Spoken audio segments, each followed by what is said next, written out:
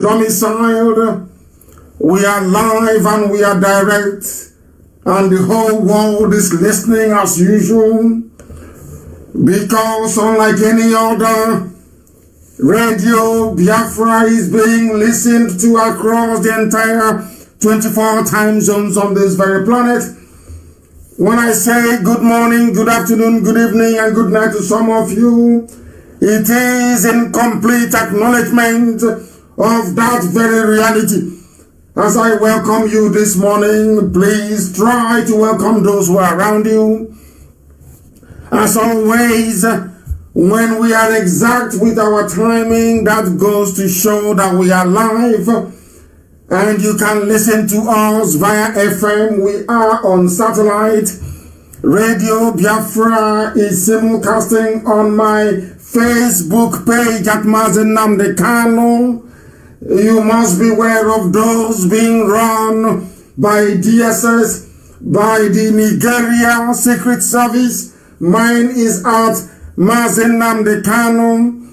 If you go there, you will listen to us, and I'm sure that some of you are sharing and hosting watch parties as we proceed. This morning is for phone-ins alone. I will not preach very much. Whatever response I give to the answers that I will receive this very morning is going to form part of our gospel this very day. As always, we remain unblemished. We are whiter than white and whiter than snow. That is why we speak the truth without fear nor favor. That is why this very march to freedom is unstoppable. That is why Biafra will be restored in our time. That is why we are doing all we can to ensure that Biafra is with us this very year. Anything and everything humanly possible that we are supposed to do, we are going to do to ensure that this very kingdom of God upon the face of this very earth is restored this year, not next. Therefore, we encourage you to make sure that you do all within your powers to be of good conduct. And as always, I must warn those of you with weak constitution that this very broadcast is not for you. It is not for the faint-hearted. It is not for the wimpish. If you are a lover of truth and of honesty, then here is where you shall worship with us this very morning. This is our own version of a morning devotion, because we must hand over every proceeding, every undertaking of ours this very day to the Most High, that heaven may bear us witness. We are live and we are direct, and the whole world is listening as usual. Some of you may prefer to listen via Radio Biafra app. Some are listening to us via TuneIn. Some of you are with us via Garden Radio. Some are listening via Sweet Radio. Some are listening via Simple Radio. And a whole host of other platforms, including YouTube, of course, because we do know that there are independent broadcasters who are streaming this very broadcast live, uninterrupted and direct to YouTube. If you wish to join us, there is no excuse for you not to join us. We must hand over our proceedings this morning very briefly to the Most High, and we must pray in the language of heaven. You will excuse me. That is where I am led to direct and to champion this very prayer this morning, because it is a noble effort. It is a worthwhile endeavor to acknowledge the indisputable supremacy of the Creator of the heavens and the earth, because only a fool can say in his or her heart that there is no God.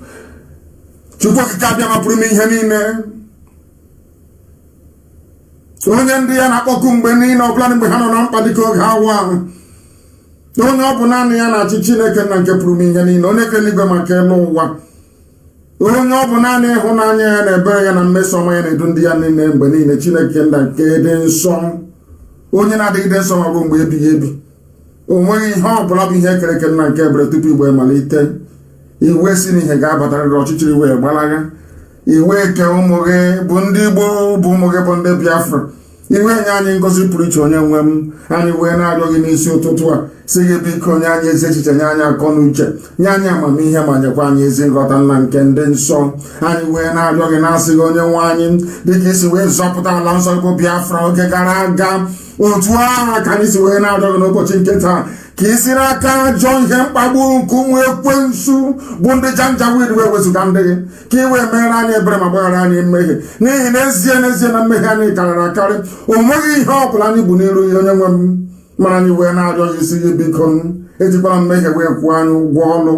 Ma gị nna nke ebere, cheta akwụkwọ ọgba ndụ gị n'isi anyị na-ese na ọ bụrụ ma anyị jụ mmehie niile wee kwụsị ife arụsị niile ma chebe iru anyị ebe ị nọ, na ị ga-emere anyị ọgọ, ị ga-emere anyị amara, ị ga-agbaghara anyị mmehie, ị ga-esi n'aka mkpagbu wee napụta ndị gị. Ọ bụ ihe anyị na-arịọ gị dịka esi wee dị n'oge gara aga n'obodo mkpagbu bụ Ijipt, ka ụmụ gị si wee na-agakwa gị n'oge ahụ onye nwe m.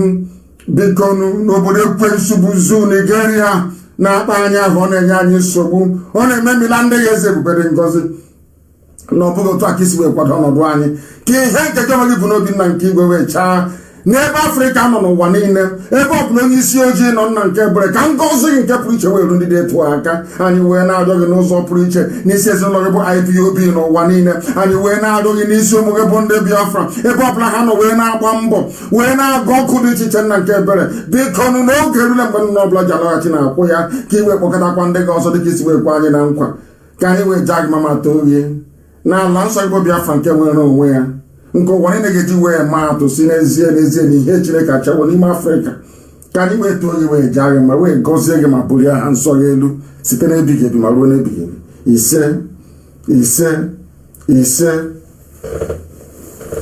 We are proceeding very hastily this morning, and I must remind you once again as to the number to call. We are also on Skype this morning, because there are those that do not believe in what we are doing, those who do not believe in the restoration of Biafra, those who do not believe in freedom, those who have been conditioned by the damnable conditions in the Zoological Republic to put their freedom backwards, or should I say, to put personal selfish considerations before that of freedom. We have a special line for Nigerians, for Nigerians, for those who believe in this damnable Zoological Republic, those who do not believe in freedom, those who challenge our modus operandi, those of you who may have issues with the way we are driving this very agenda forward. And that very line to join on Skype is IPOB, all in small letters, IPOB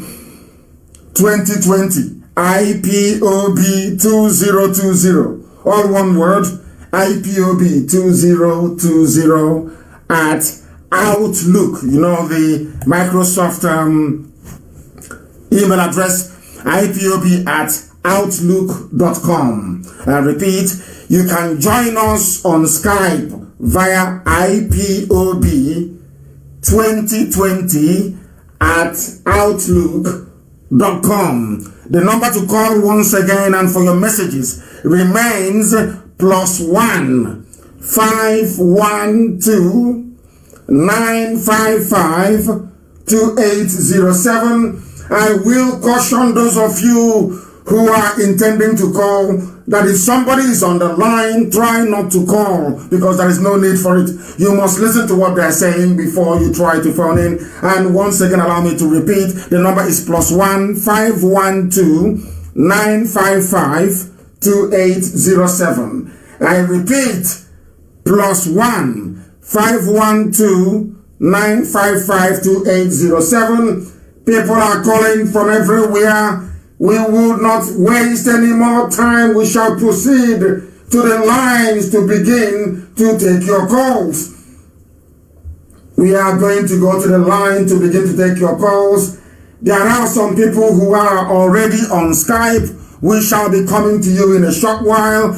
But meanwhile, we have a caller on the phone. Your name and where you're calling from, please. Hello, sir. Yes, please. Yeah, my name is Benjamin Okuchuku. Yeah, my Facebook is Ibeju Ogugu, and I'm calling from Asia. Where in Asia are you calling from? I'm calling from Indonesia. From Indonesia. Very good. Please go ahead. The world is listening. Please go ahead. And I strongly thank you for your good job. For you have come to deliver all black men. Thank you. Women. Thank you very much. On this planet. And I'm an IPOD under oath. Yes. I can never sabotage Biafra and deliver. Any day I try to do so, they God strike me dead. But what I want to, ask, because we have come to, bring Biafra. Yes. We have come to round it up. A lot of people are on the queue. Please go straight to the point. Go ahead. I want to ask you a question. Go ahead. Yeah. My question is that as the Fulani people is killing us, continue killing us from now, and they are killing us, then if the UN and the world power refuse to give us Biafra from 9 to 5 years, what will be the answer? Are we going to march or to keep agitating? We are not going to prevaricate, believe you me.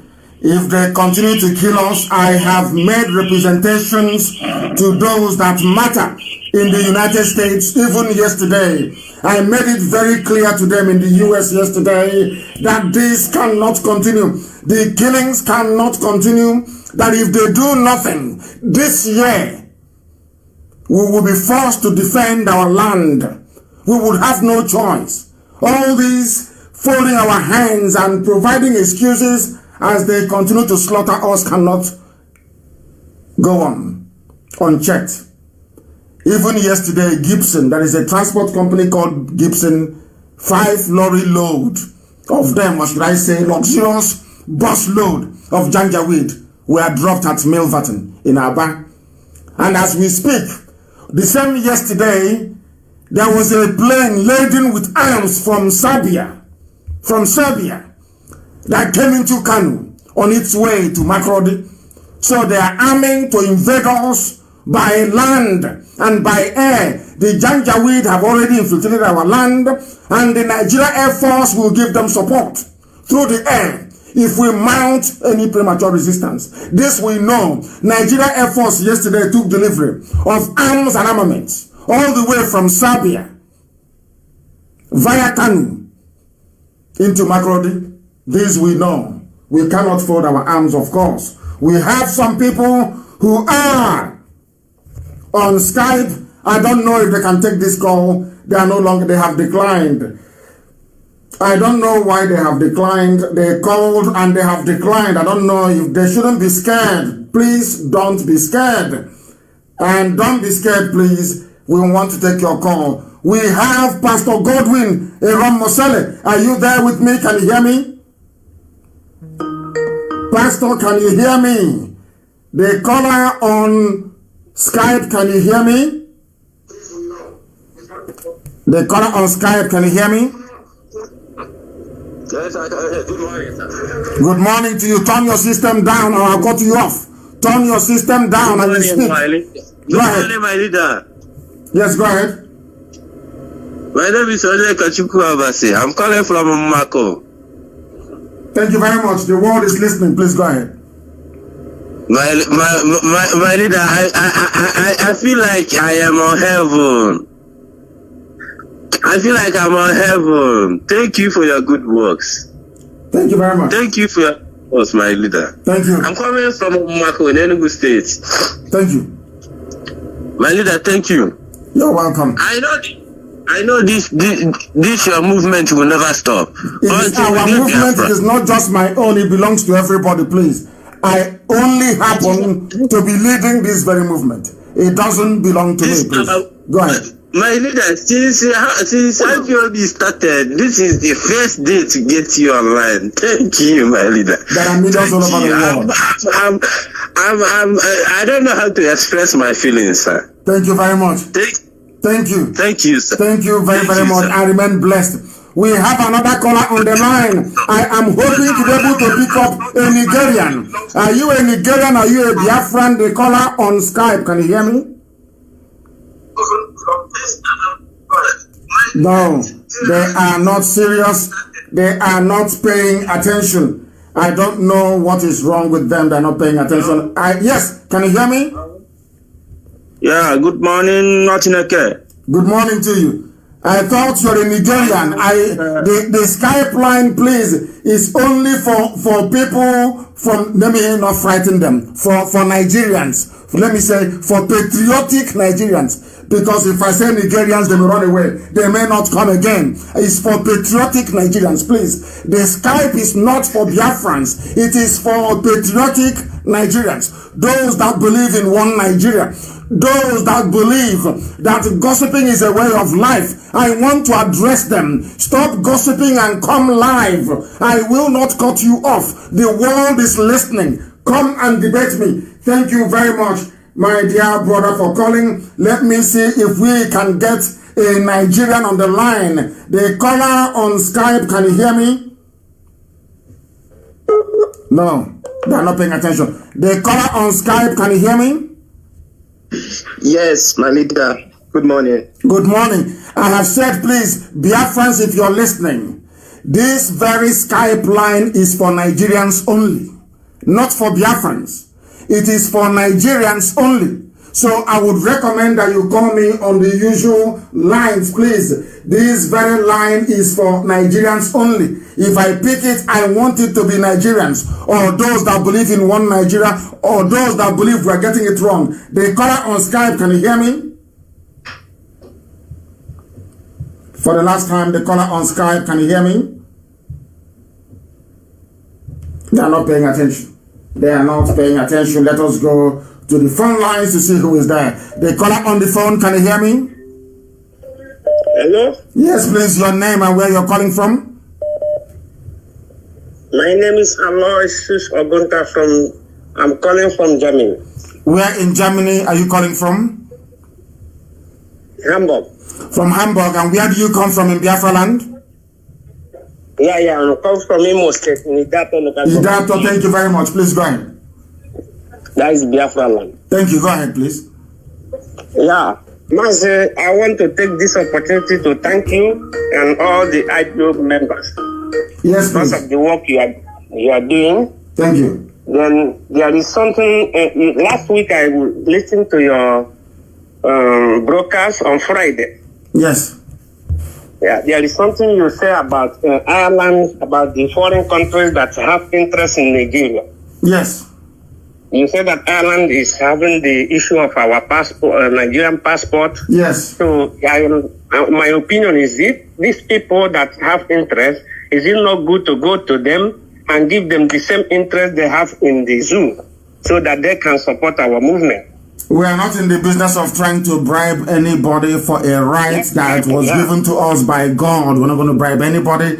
Biafra land will be open for business. Anybody can come there to do legitimate business. We are going to be inward investment driven. Therefore, every country around the world will benefit from the emergence of Biafra.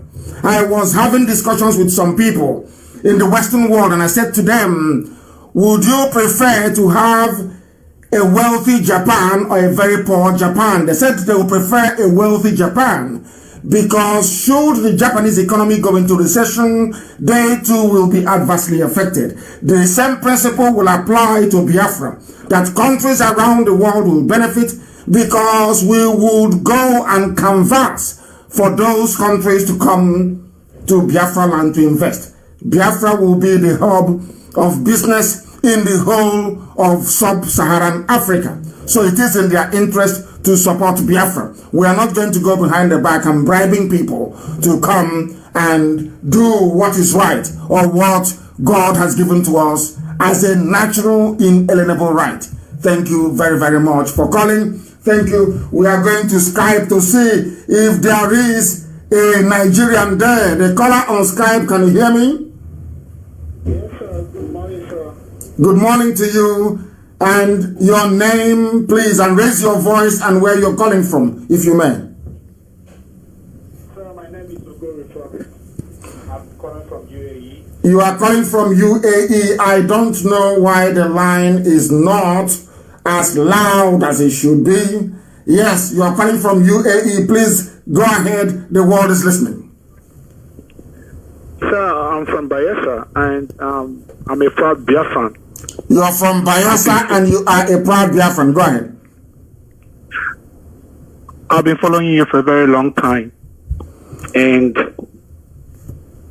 I really don't know why our brothers, some of them don't even think straight. No, before they say this is an RNG call, please, where in Bayelsa do you come from? I'm from Amarata, Inago. Thank you very much. Go ahead. Our brothers don't think straight. They don't think straight at all. They see all these things happening. They see them. They don't think straight. I don't know why. Some of them, if I use a word foolish, they will say I'm insulting them. But they don't think straight. They see everything happening. Our waters are being polluted. Everything happening. Nothing is working every year. They are seeing that. And someone came out to fight for all of us. You lost everything. You're not selfish like others who want to collect money from the federal government. And they're still saying nonsense. They don't think straight. The only option and solution we have now is Biafra. And are you Izon? Which ethnic nationality are you? Like I said, I'm from Bayelsa. No, Bayelsa is a state.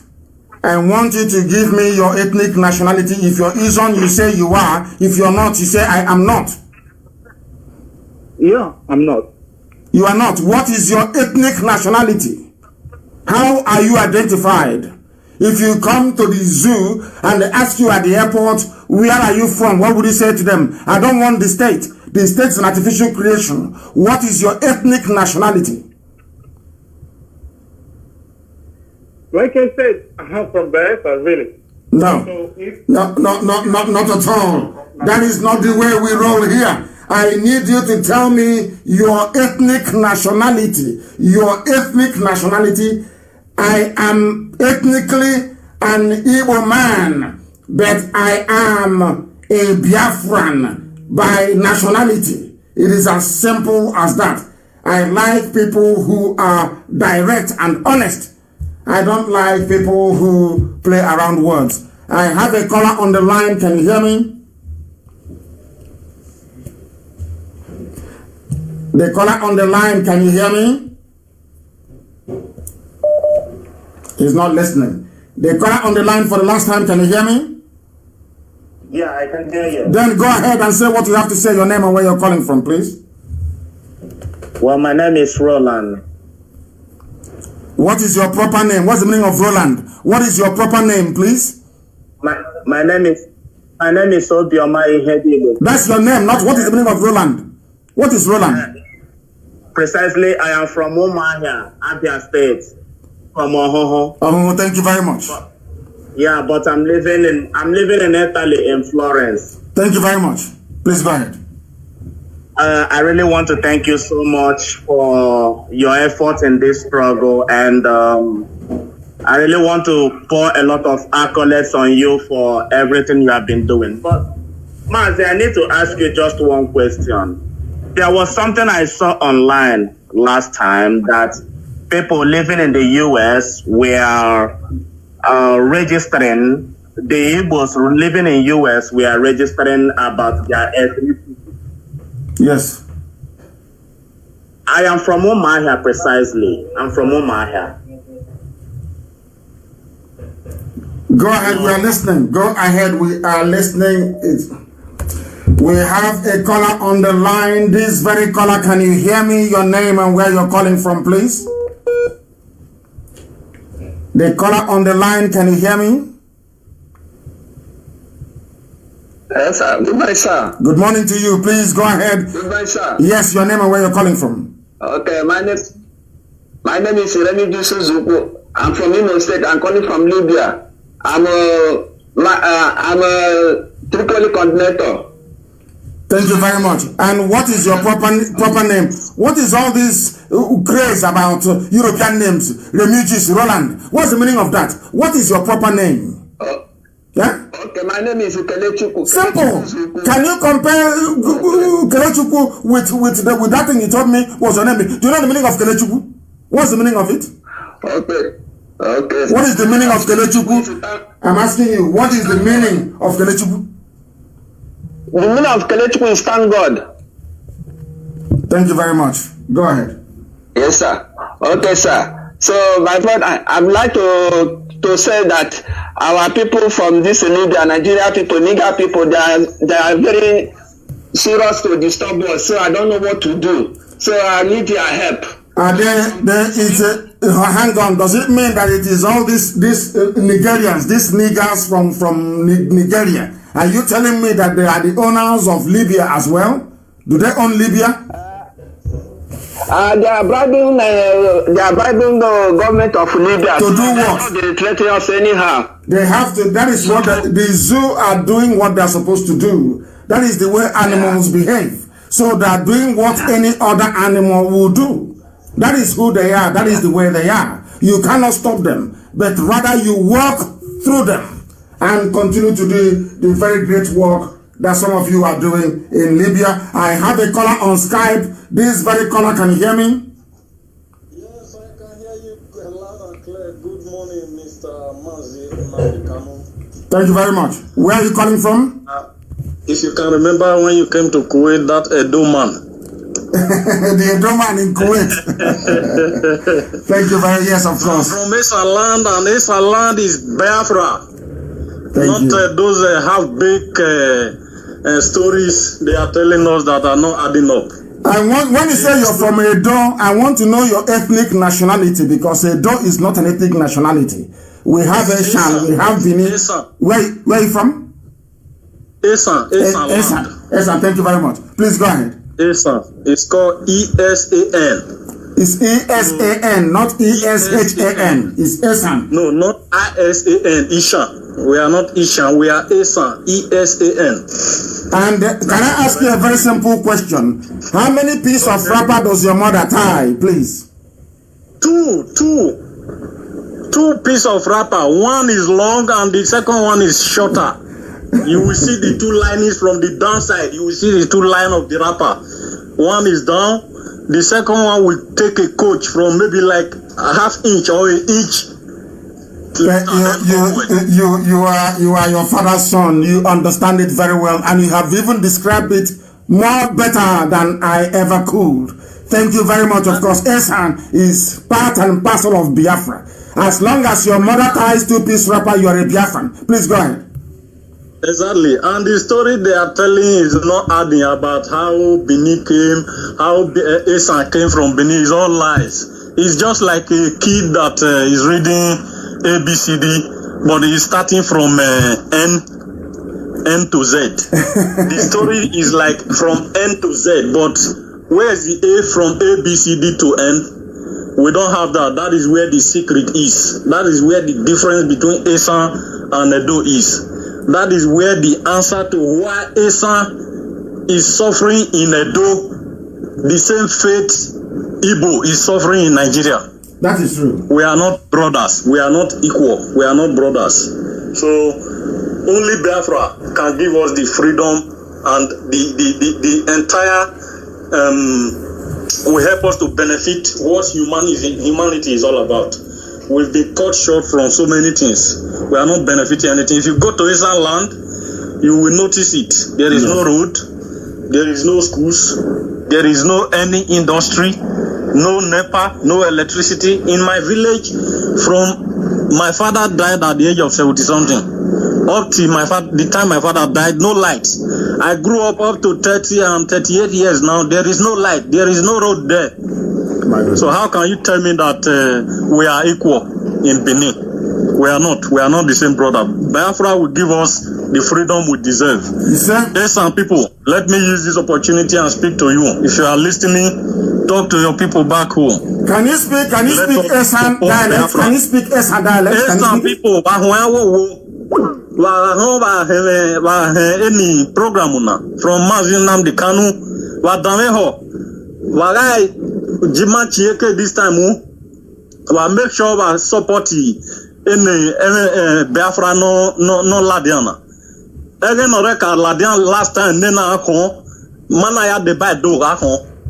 Meanwhile, Mawoya Bolokwa, my Mingwina, in Winite War, or Dead War, Party War, while whenever Mario Bobai, in Biafra no Ladiana. Man, make sure my support Mazi Nnamdi Kanu. Then Okiana no Larena, Okiana freedom Nimabo, or you know, why Dame Henia Tabe Ike, Emata, where Miamata, Osopa where Emata Nahi. Where we hoge, so power where a hoge na him. Eno Piana no Mudiana Mazi Nnamdi Kanu where Wagi man support so that every man lose race and land. In my mere for a long time, Merenware, may I say me some man I wear or we rule governor of those states. Everywhere. I mean, or Abunare where a some man or a Ladian governor, a Mori over here, a Bejian Unia, a Bian cut short.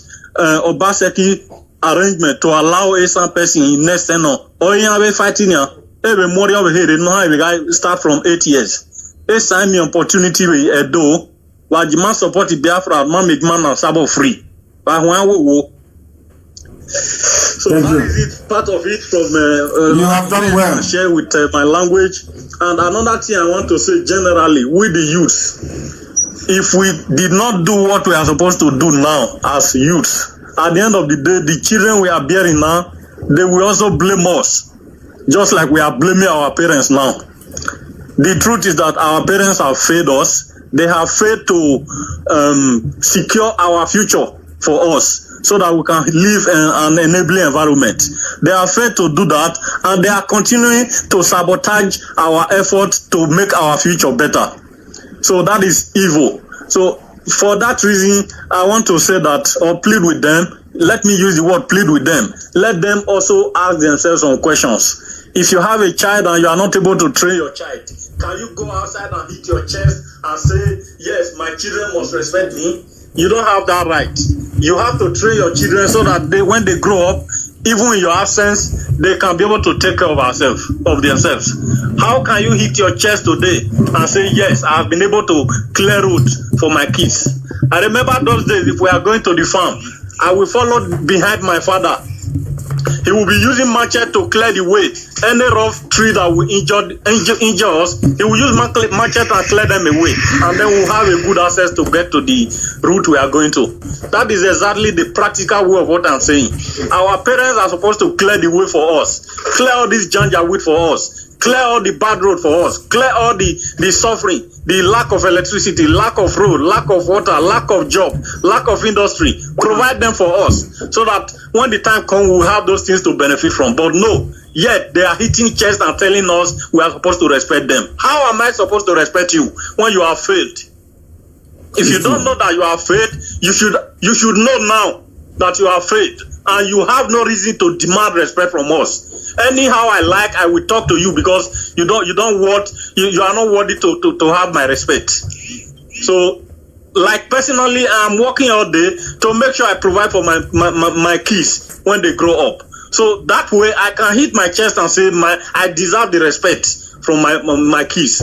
How can you hit your chest and say you deserve my respect? So if you have faith, you have to take note of that. You have faith. If you must deserve my respect, then what you have not done before that you know you have done wrong, start to correct it now. Then I can begin to think of it.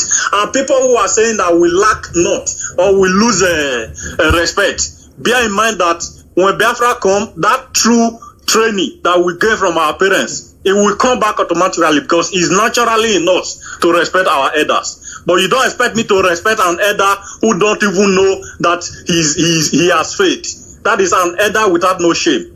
So we please, our brothers and sisters out there, whether you are supporting IPOB or not, or you are not supporting, if you have anything against IPOB, keep it to yourself. Don't bring it to public to discredit what Mazi Nnamdi Kanu is doing. What you are doing is like a man who go outside and he see his mate. Instead of fight this his mate, he run away and go home to start beating his younger brother. Because that's where he want to show his strength. You are a fool if you are doing that. You are a fool. Thank you very much, my dear brother. I have learned so much from you this morning. Thank you very, very much. Against Fulani, go and show your strength against fake Buhari that is in public there. Go and show your strength against the person that slaughtered your sister and pieces her like cow. If you want to make video to discredit Nnamdi Kanu, you are like going home to beat your younger brother. Go and make a video and show that girl that was butchered and show it to the world. Go and make a video and show that man that was killed in Donje River and show it to the world. Not coming to for cheap popularity. Fake people. You are very, very kind, my dear brother. Thank you very, very much. Thank you very, very much, my dear. Very, very eloquent and direct, or should I say succinct.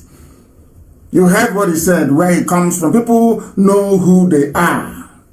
You don't need somebody to tell you who you are. You know who you are.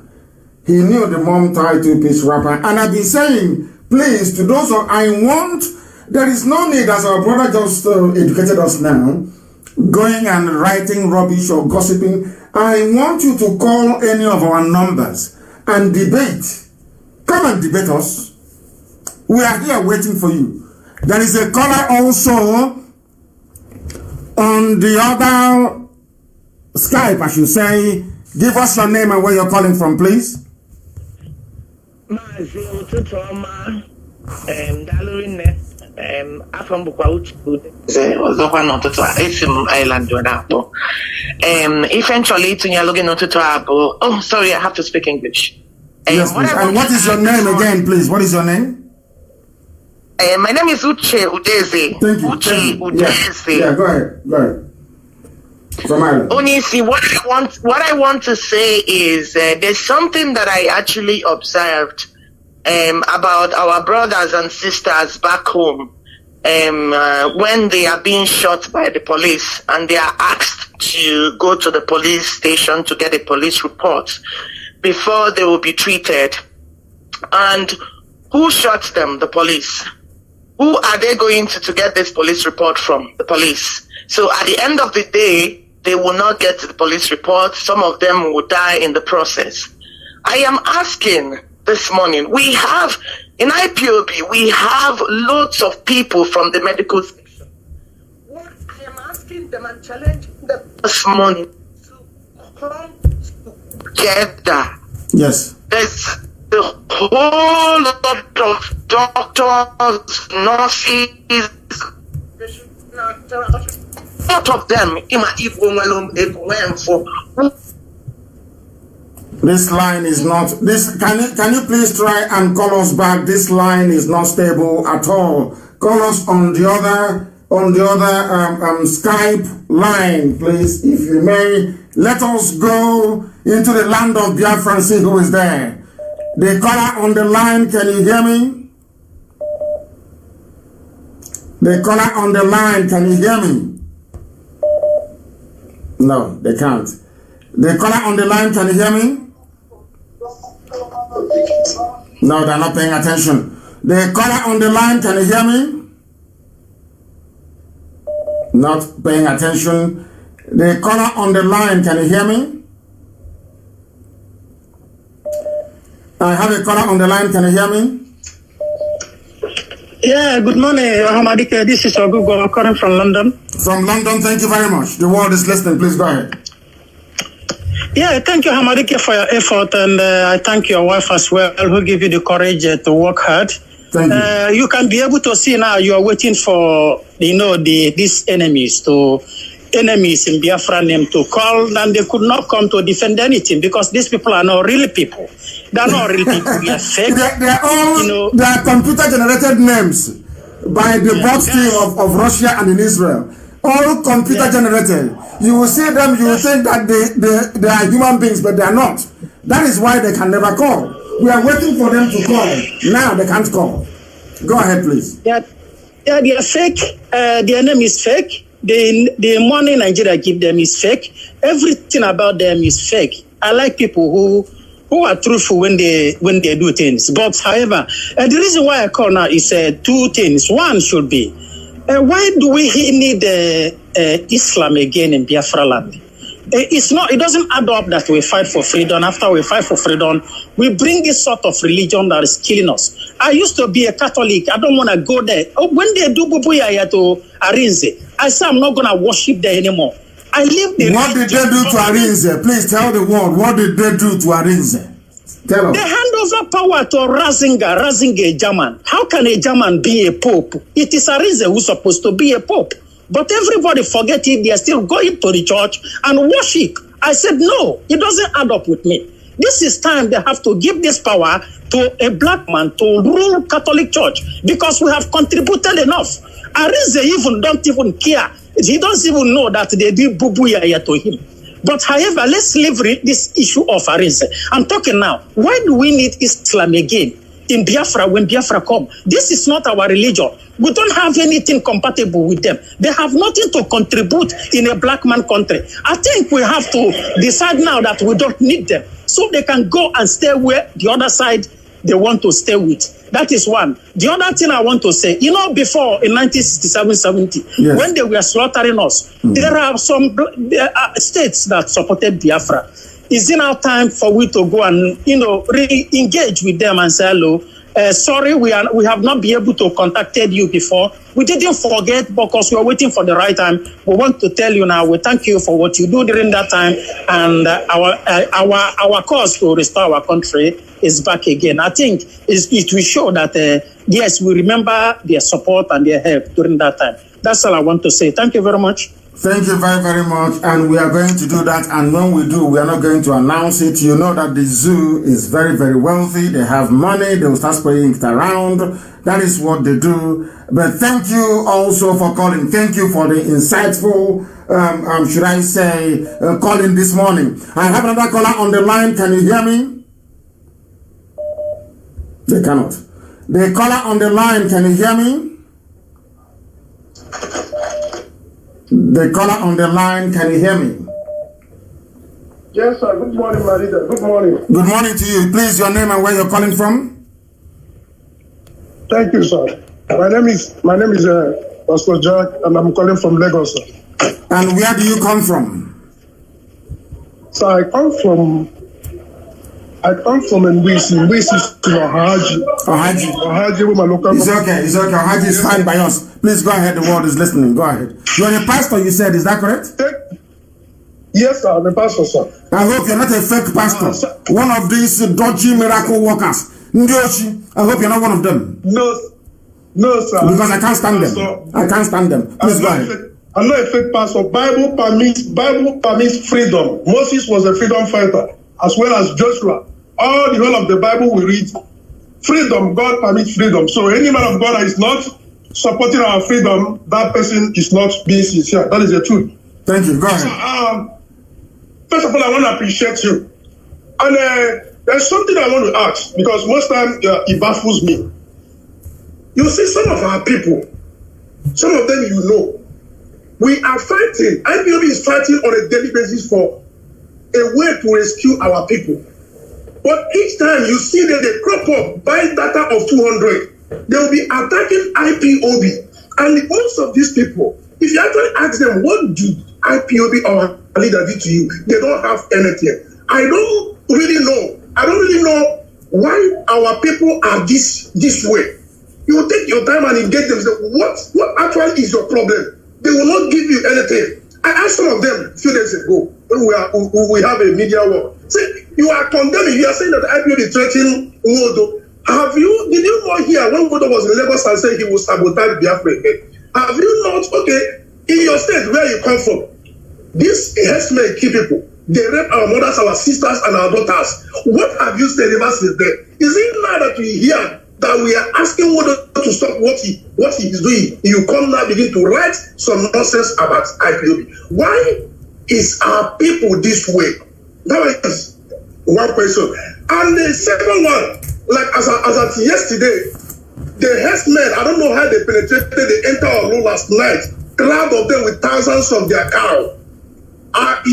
What approach are we going to take to make sure we stop these people from invading our land? Because it is obvious the governors, the so-called elders, are against us because they have sold out. Sir, these are my questions this morning.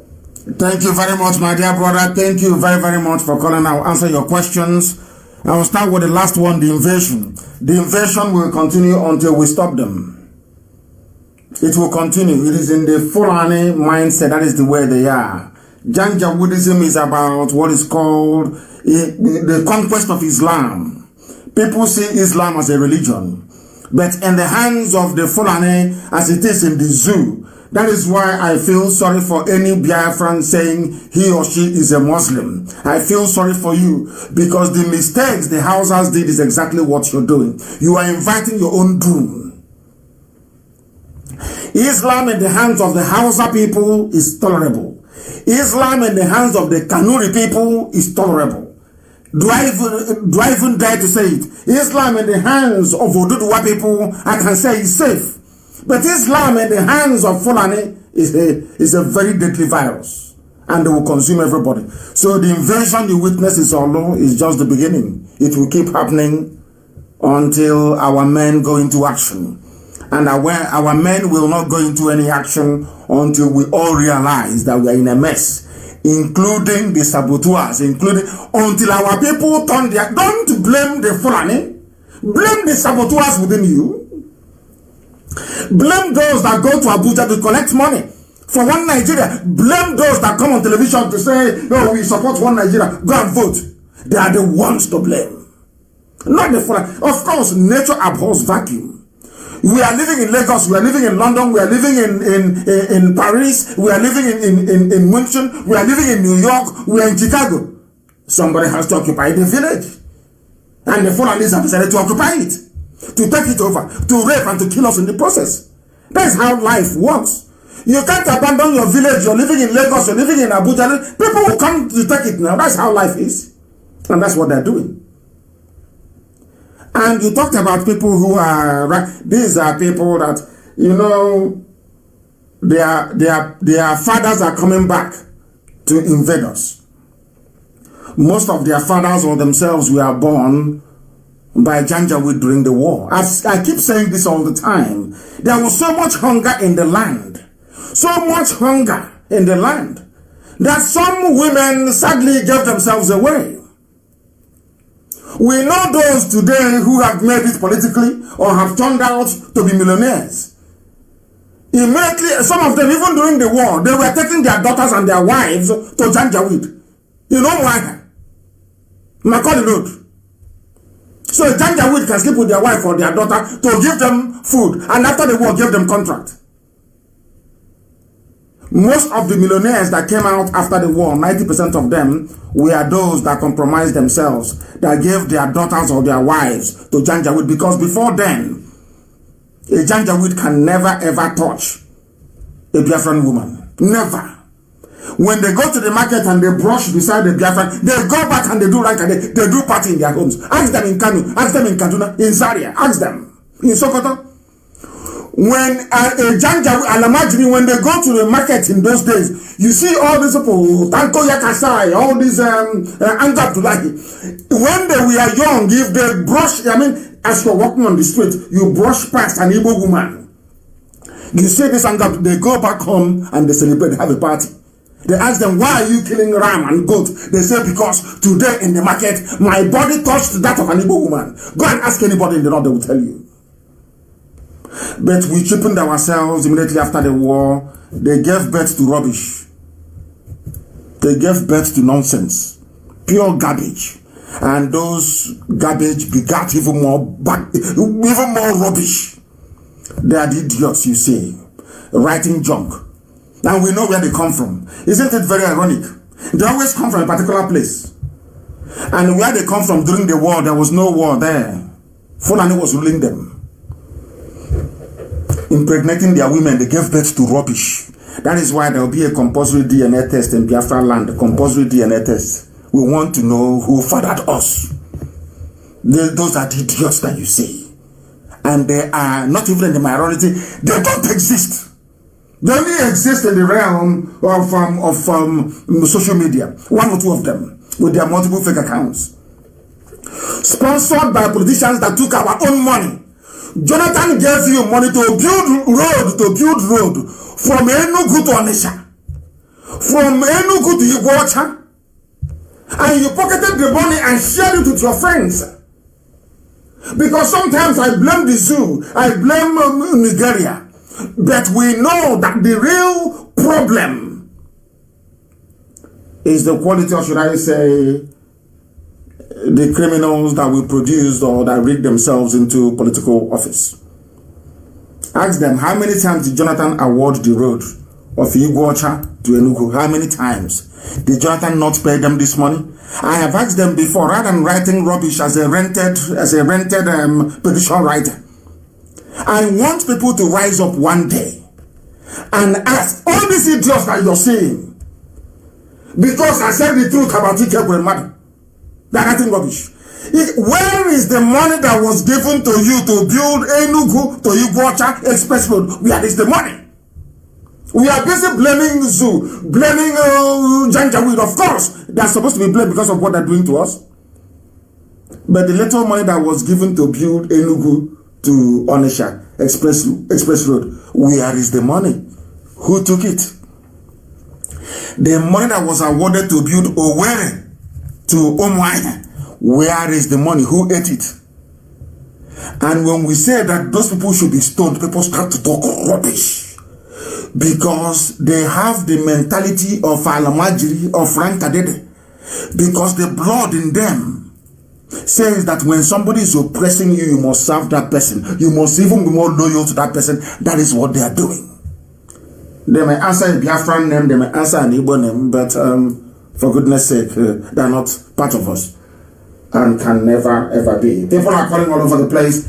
I want, by somebody called Philip Adejo, I want to call him back. This Philip Adejo, I don't know, maybe he is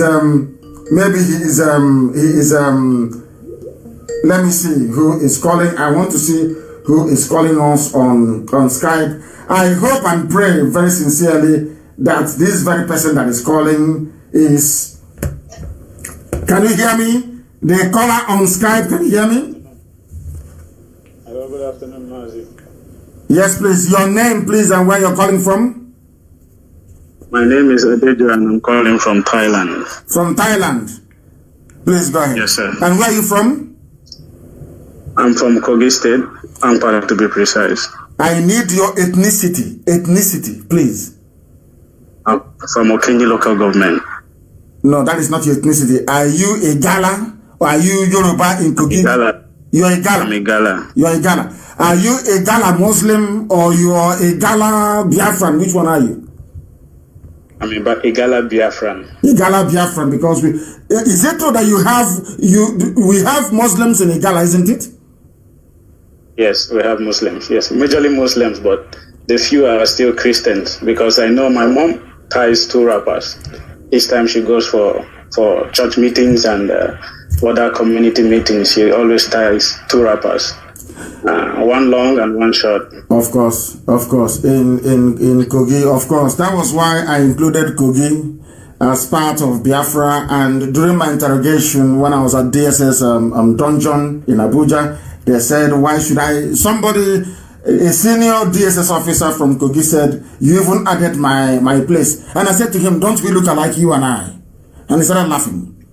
I said, don't we look alike? Now, what I want to ask you is this. How did Islam enter Kogi State, if I may ask, in Galaland? How did Islam get there? Do you know?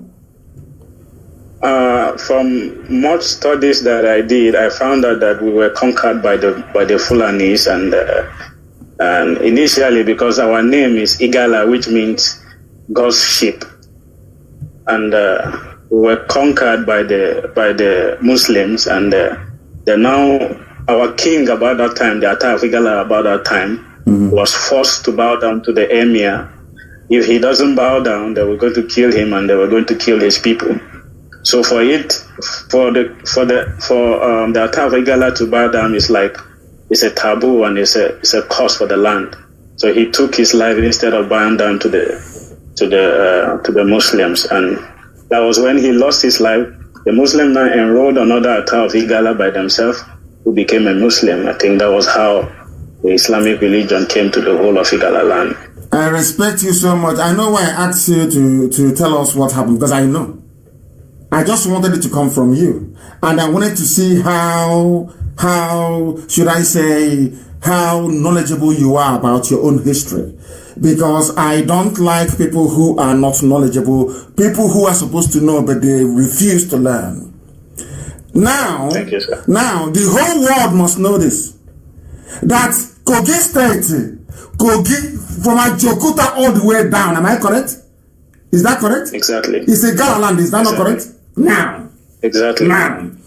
People don't know this. That there was an Ata of a Gala. The same way there was a king, a Benin king, that refused to bow to Britain. And he was exiled. Exactly. The same way, the same thing that Britain did to our traditional rulers was exactly what the Fulani brought with them.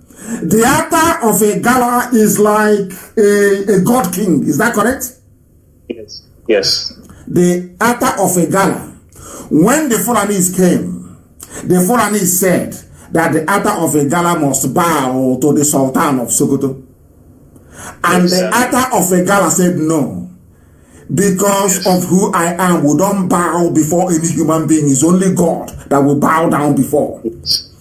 And do you know that this man, that is, people don't know any time I include a Gala, they have no reason why. As to why a Gala is Biafra, not just because our mothers tie two piece wrap, of course they do in a Gala land, because of the bravery of a Gala people. This a Gala king said, instead of me to bow down before you, I'll kill myself. And he committed suicide as a mark of honor, rather than bow before a Fulani Emir, Sultan. That was what our sister said earlier. That was why our sister said, why are we bringing this Islam, alien religion? I said, no, it's not Islam that is the problem. It is those practicing it. The way that the Fulani practice Islam is very, very deadly. I want our people, it's a good thing, I don't know how you managed to get through. It's a good thing you called this morning, so that our people will know. Those who are defending their cyber masters will know what shall become of us in the next 50 years without IPAB. What happened in Igala, if you want to, let's forget even Hausa people, go to Igala and see the fate of Igala. What happened to Igala will happen to us. The same thing they did to the Ata of Igala or his stool is what they did in Imo State. They brought Opus on the man and they put him there.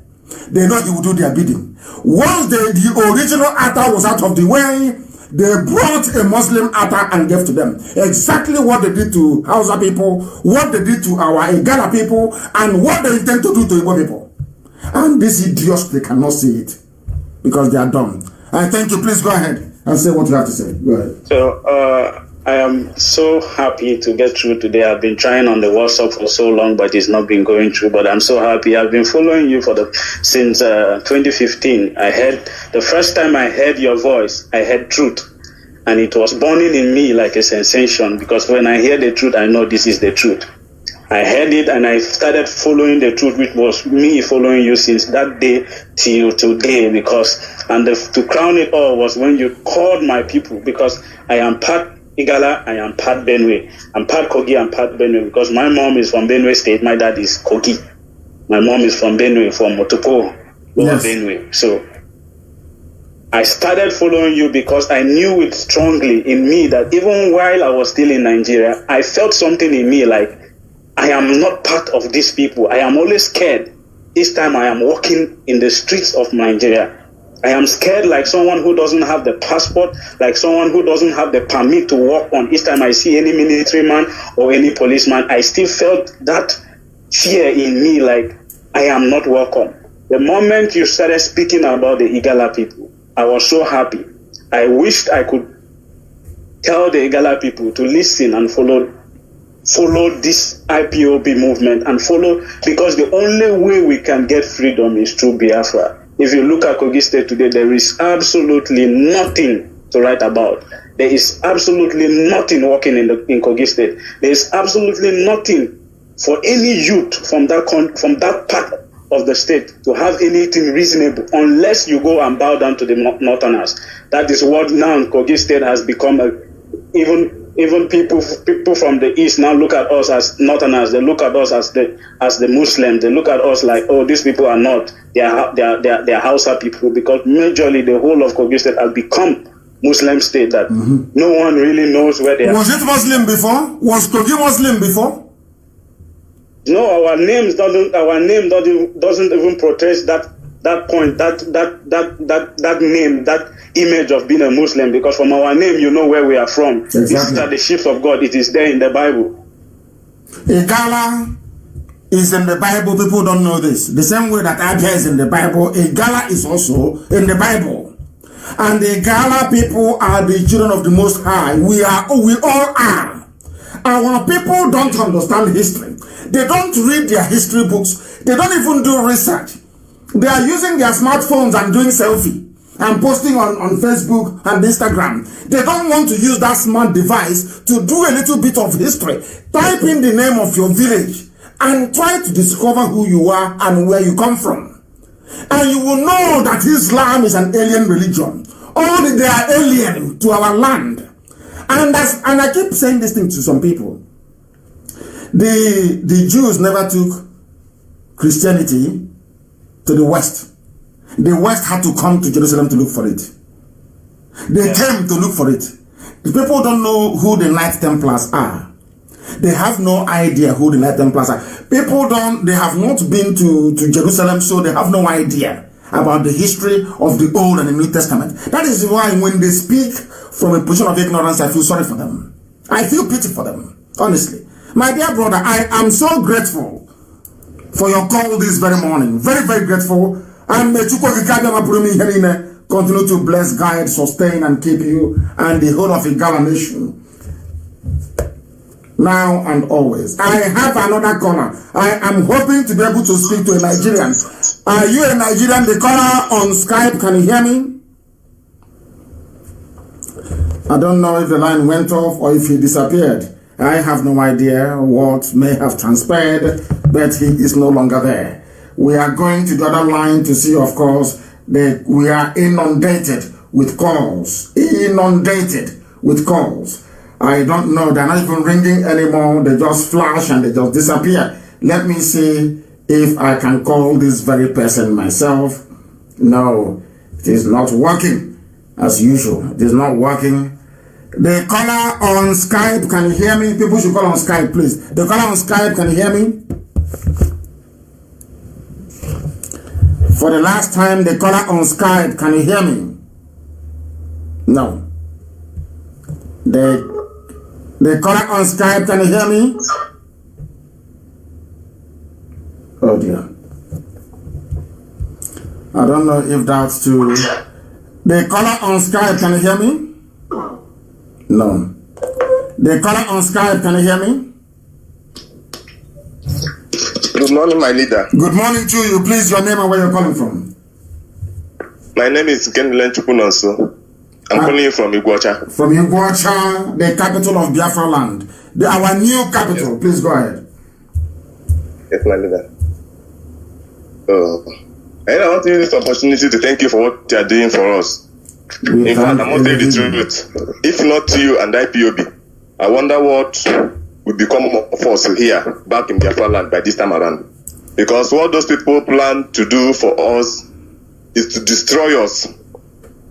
Is to destroy us completely. Yes. And it's so painful that our parents, our fathers, who are supposed to say the truth are not saying the truth because of one peanut or the other they are getting from the zoo government called Nigeria. It's so painful.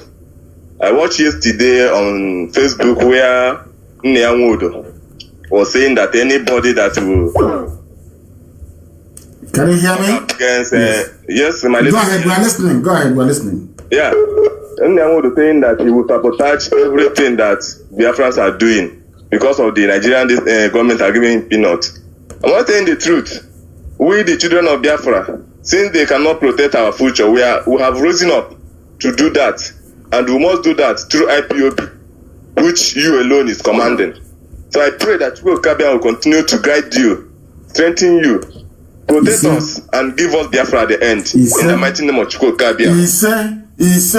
He said, thank you very much, my dear brother. Thank you very, very much for that very call.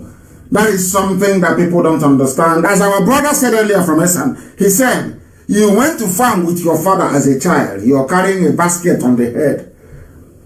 And your father is at the front. And your father cannot clear the bushes for you, clear the road for you. You as a little child to be walking behind him. Of what use are you then? What use are you as a father? You have people who are there claiming they are fathers. And people are coming into our land and they're killing us, slaughtering us. And they're doing nothing. And people have the temerity. People have the effrontery. They have the evil in them to be supporting them. Very terrible. The caller on Skype, can you hear me? The caller on Skype, can you hear me? Good morning, sir. Good morning to you, please. Your name and where you're calling from. Mazi, I am so happy to be able to connect to you. My name is Rapolu Chukwu Okeke. Thank you. And where are you calling from? I am calling from the land of Philippines. Philippines, please go ahead. Yes, I am from Idemili local government from Mumpo. Mumpo, yes. Very strong people. Go ahead. Yes, we are. Mazi, I want to say thank you very much for your effort to restore our blessed land of Biafra. It is really a great work you are doing. One thing I want to tell people, they don't understand what it is to free somebody from a mental slavery. It takes a great job.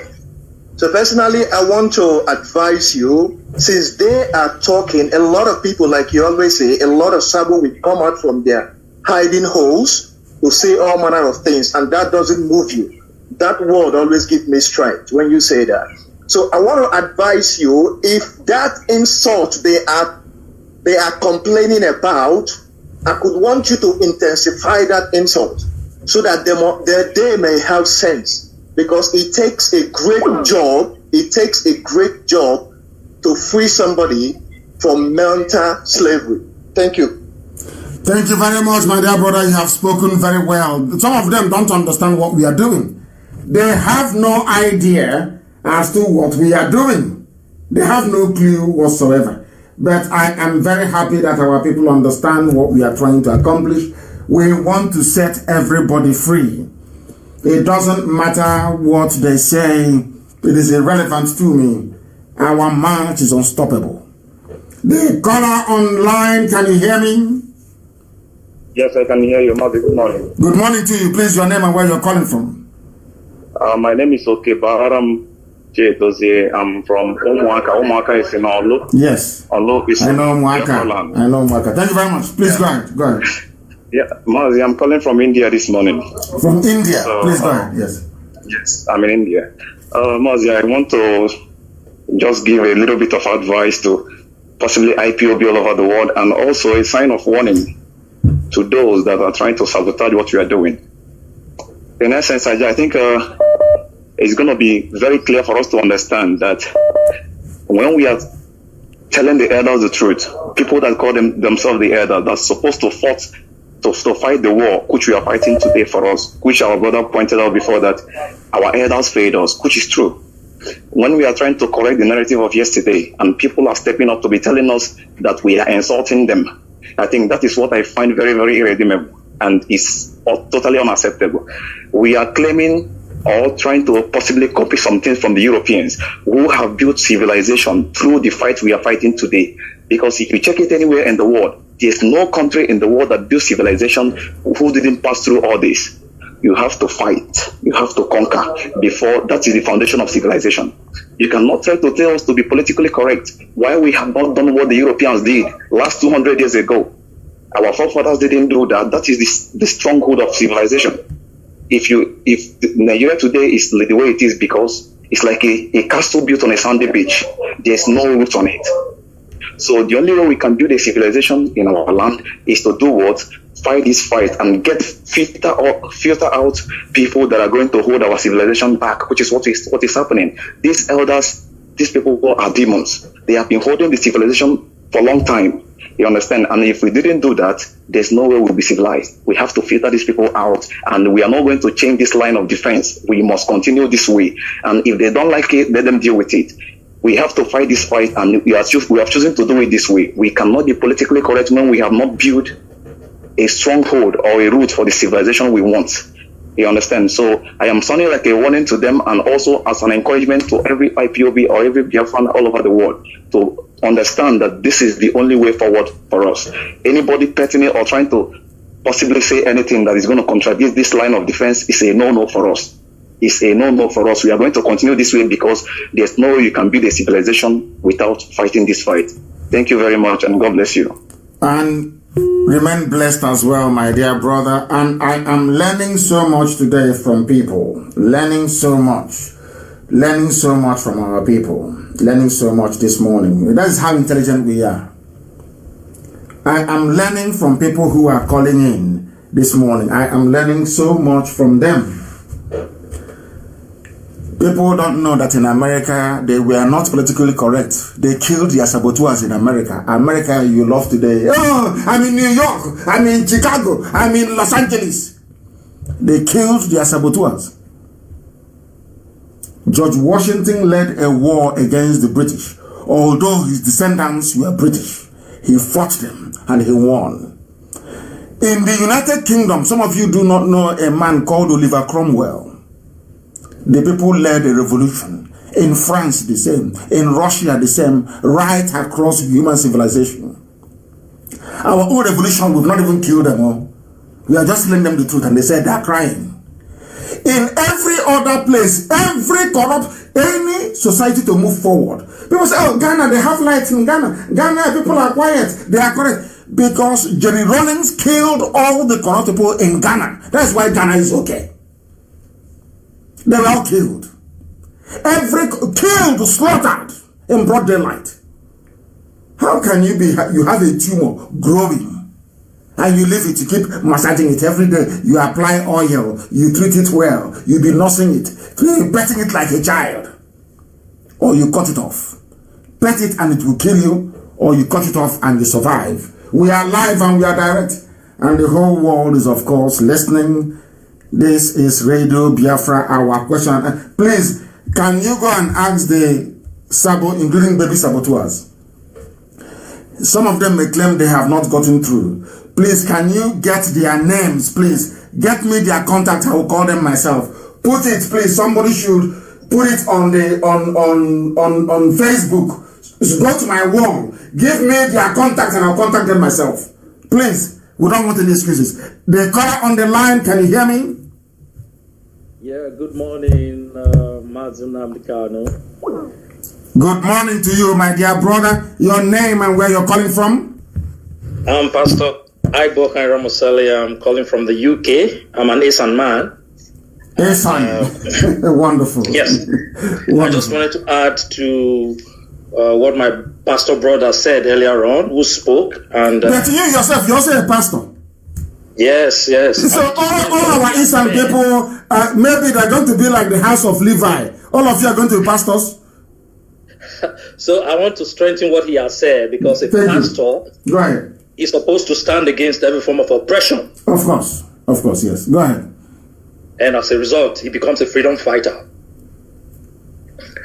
So, I want to say also, there was a brother who was asking, he doesn't know why the people are behaving the way they are behaving. Yes. If he has followed the man, the expositions of Simon Ekpa on the cow meat, he has taken that thing very lightly. It has a serious effect on the people. There's nothing like casting a spell on the people.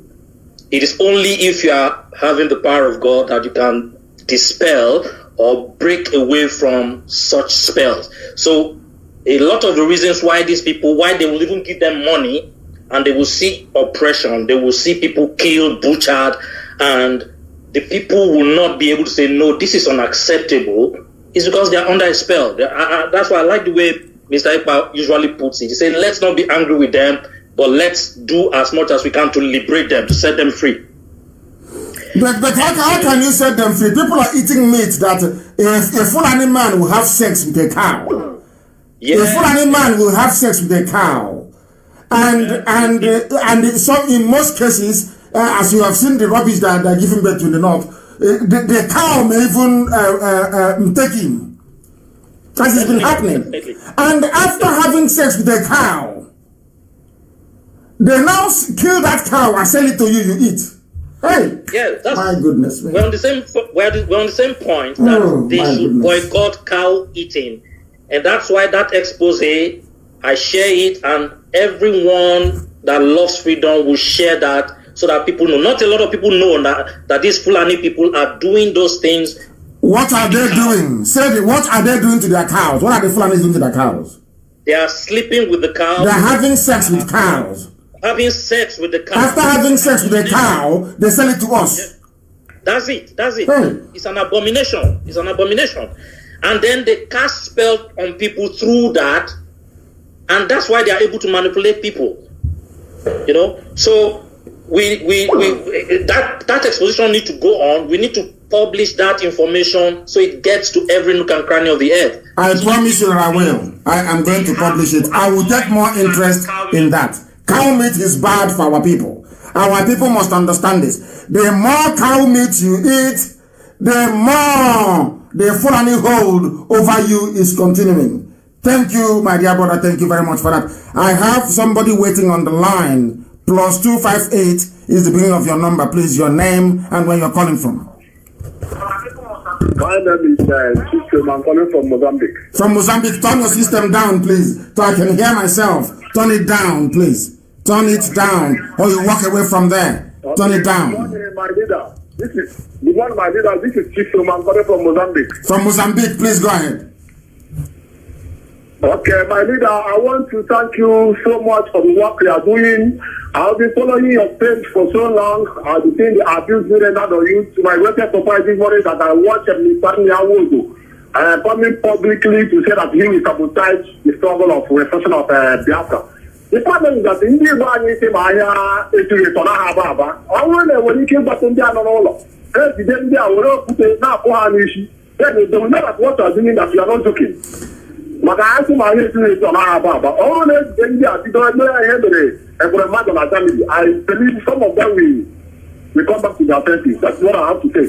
Thank you very much. I received representation from a lot of people that I have regard and respect for, including also Senator Enyinaya Baribe and my brother in the USA. A lot of them were saying that we should lift this they call it fatwa. It's not fatwa, it's just a directive.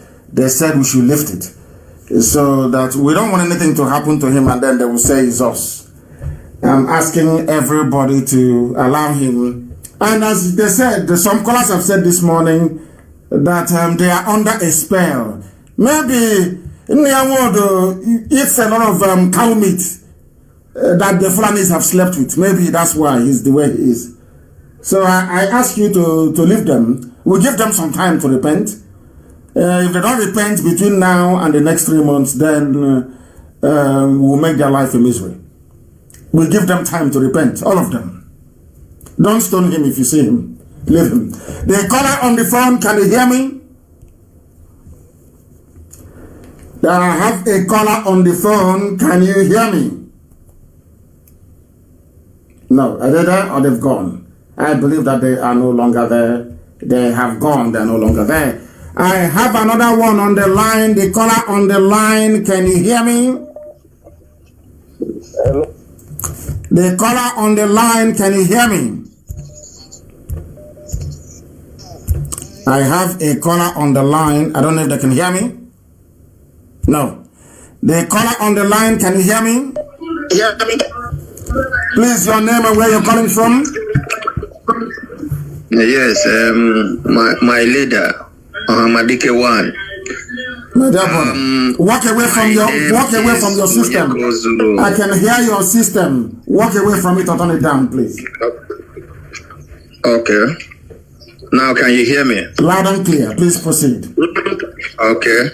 My name is Onyeko Zuru Ibozurike. I based in South Africa. and I am from Osu local government, Umuho Kabia village. Yes. Imo State province of Imo State. Yes, right. Yes, my leader. First of all, I want to say thank you for all you are doing for our people, even though there are some that do not appreciate that. Many of us do appreciate you and the leadership of IPOB in general. I want to say that you are a vessel of God. You make yourself available for this job, and you have a very, very strong covenant with God, and we know that. And that is why whatever you say,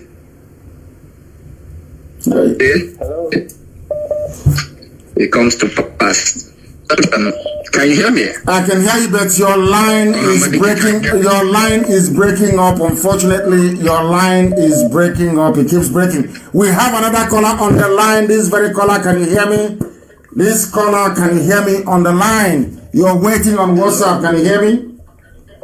Good evening. I'm calling from California. No, not you. Hold on. Stay where you are. You're calling from where? California, USA. California, USA. Thank you very much. Please. Yes. Are you part of those that said they should kill us? And after we get Biafra, and then you come back home? Are you one of them? No, I'm not one of them. I'm working the little I can do here. I'm using my Facebook to work and try anything you are doing and sharing to the people to listen. I keep working for the Biafra. Make sure that whenever you're online, I share it on my Facebook for people to watch and listen. And I follow you all the way. Are you part of the family in California? We have IPOB very strong in California. Are you part of them? Yes. Good. Go ahead. So what I want you to, I just sent a clip for you in your WhatsApp. I share tears when I listen to our so-called elderly. When you were shouting the other day, people were saying, what kind of man are you? But when I listen to before Jubilee come to the second time, the money they gave to the so-called elders, and they started singing, I can shower, hey, Buhari Gashi. That's what the elderly sang. I send it to you now. Maybe when you listen to it, I can post it to your wall. I shed tears. So I said, this is how these guys sold us to these people. This is how they sold us to the Fulanis. But I thank God that today we are every one of us, because when you are saying, whenever when you are talking before, we don't understand it. But now our eyes has opened that truly our problem is not even the Fulanis. Our problem is our elderly. But I'm so happy too that you said that a lot of people has called you to tell you that you should take it easy with them. I'm sure it is good. Let us give them a repentant heart, a repentant time to repent before Biafra come, or else whatever they will see, they will take. I want to thank you because my village is from Olu Obibio Chassis. And I was so happy that IPOB went there on Saturday and they were sharing the flyers to our people over there. I even see my village. I thank God for that. I can see that this, IPOB has dominated everywhere. We are everywhere. I call my people in the east and they told me that yes, this is in fact, they don't know anything about Nigeria. Now what they know is about IPOB when is Biafra coming to stay. And I believe with the strength that you are going, and with the news and with everything that the international, with the work of, with the hand of the international community, and with by special grace of God, with Trump re-election again, I believe that before the end of this year we'll get Biafra. And I have that belief because it's getting hot every day. And I can see that even the Yorubas are waking up. And now we know that with you as you are shouting, because they are not following your footsteps, that truly this is not a country. I follow some of them in the media. I see that they are waking up because of what you have been preaching over the years.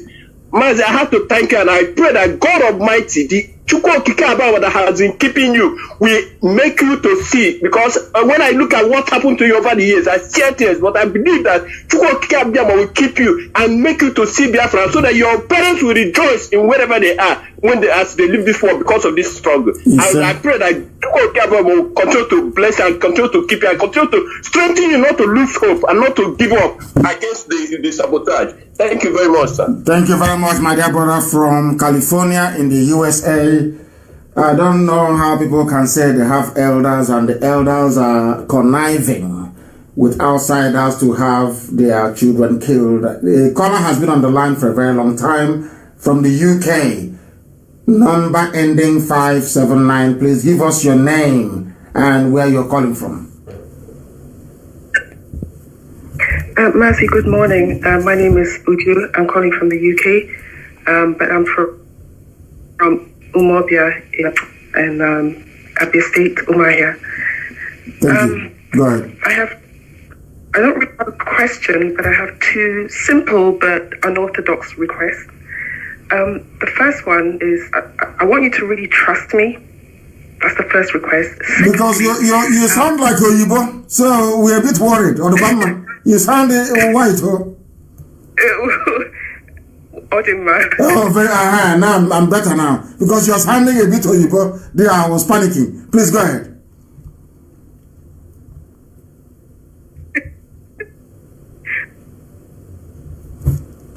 Please go ahead. We are listening. Well, yeah. Can you move about a bit? Your line is breaking. Your line was breaking. Please repeat everything you've said. Your line was breaking. Can you hear me now? I can hear you now. Yeah, it's better now. Go ahead. Okay. So I don't really have a question, but I have two simple but unorthodox requests. The first one is I want you to trust me. That's the first one. Secondly, I want you to call me after you finish your broadcast. I mean, I know you're a busy guy and I'm not really anybody, but I really want you to call me. There's something I want to share with you about our mothers. And when I say our mothers, I mean your mother and my mother. And I don't want to talk about it on air. So if you can, could you please, after, when you have a moment, can you come back to me? I'll do so. Where are you from again? Umuobia, you said? Yes, Umuobia. Umuobia. In Ishikot, is that correct? Yes. After ceramics? Yes, exactly. Okay. I've been wondering, Umuobia people, are you people part of the Ibeji family, which is old Umuahia, or are you part of Amakama in Olokoro, or are you part of Afara? Which one are you? Well, that's a bit too specific for me because I was born and kind of bred here in the UK, so I don't really know, so I can't really answer. Okay, no worries. I'll call after the program. Thank you very much for calling. Thank you. Thank you. Okay, thank you, Bye. Then we have another call. There is somebody else on the. I'm trying to pick a call on Skype. They are no longer there. Give me their Skype or WhatsApp. If they can't come to us, we'll go to them. Huh? Let us have this gossip out in the open. There's no need. Stop complaining. Come out to bring everything you have to say. The word we want to hear. Let us make it opendential, as they will say in the village. Let's make it open. There's no need grumbling and hiding somewhere and talking rubbish. Come out in the open. If they can't come to us, we go to them. Give us their Skype name or number, and we shall look for them. The caller on Skype, can you hear me? He is near his system. Yes, please move away from your system. Move away from your system. He's not paying attention. The caller on the line, can you hear me? I can hear you, my director. Good morning, sir. Good morning to you, please. Your name and where you're calling from, if you may. My name is Chukwu Machinedu Henry. I am calling from Benin Republic. Benin Republic. Precisely. Thank you. Please go ahead. Yes, sir. Sir, I want to thank you for the wonderful work you are doing for the Biafra all over the world. Thank you. God bless you, sir. And you too. I saw a video yesterday. You know, when you are telling people that Inleawood is saboteur, people keep doubting it. I saw a video yesterday when he said that if any Igbo person touch House of Land, that means you will first kill him. Then I want to bring it to the world notice that he openly said that he is a saboteur. So why it's on my wall. Anybody who is in doubt should go to my wall. But as I said earlier, I have listened to some wise counsel from some people, Senator Baribe being one of them, to say we should leave him alone. And I've listened, and nobody should stone him. If you see him, leave him. And let's give him some months to see if he'll repent.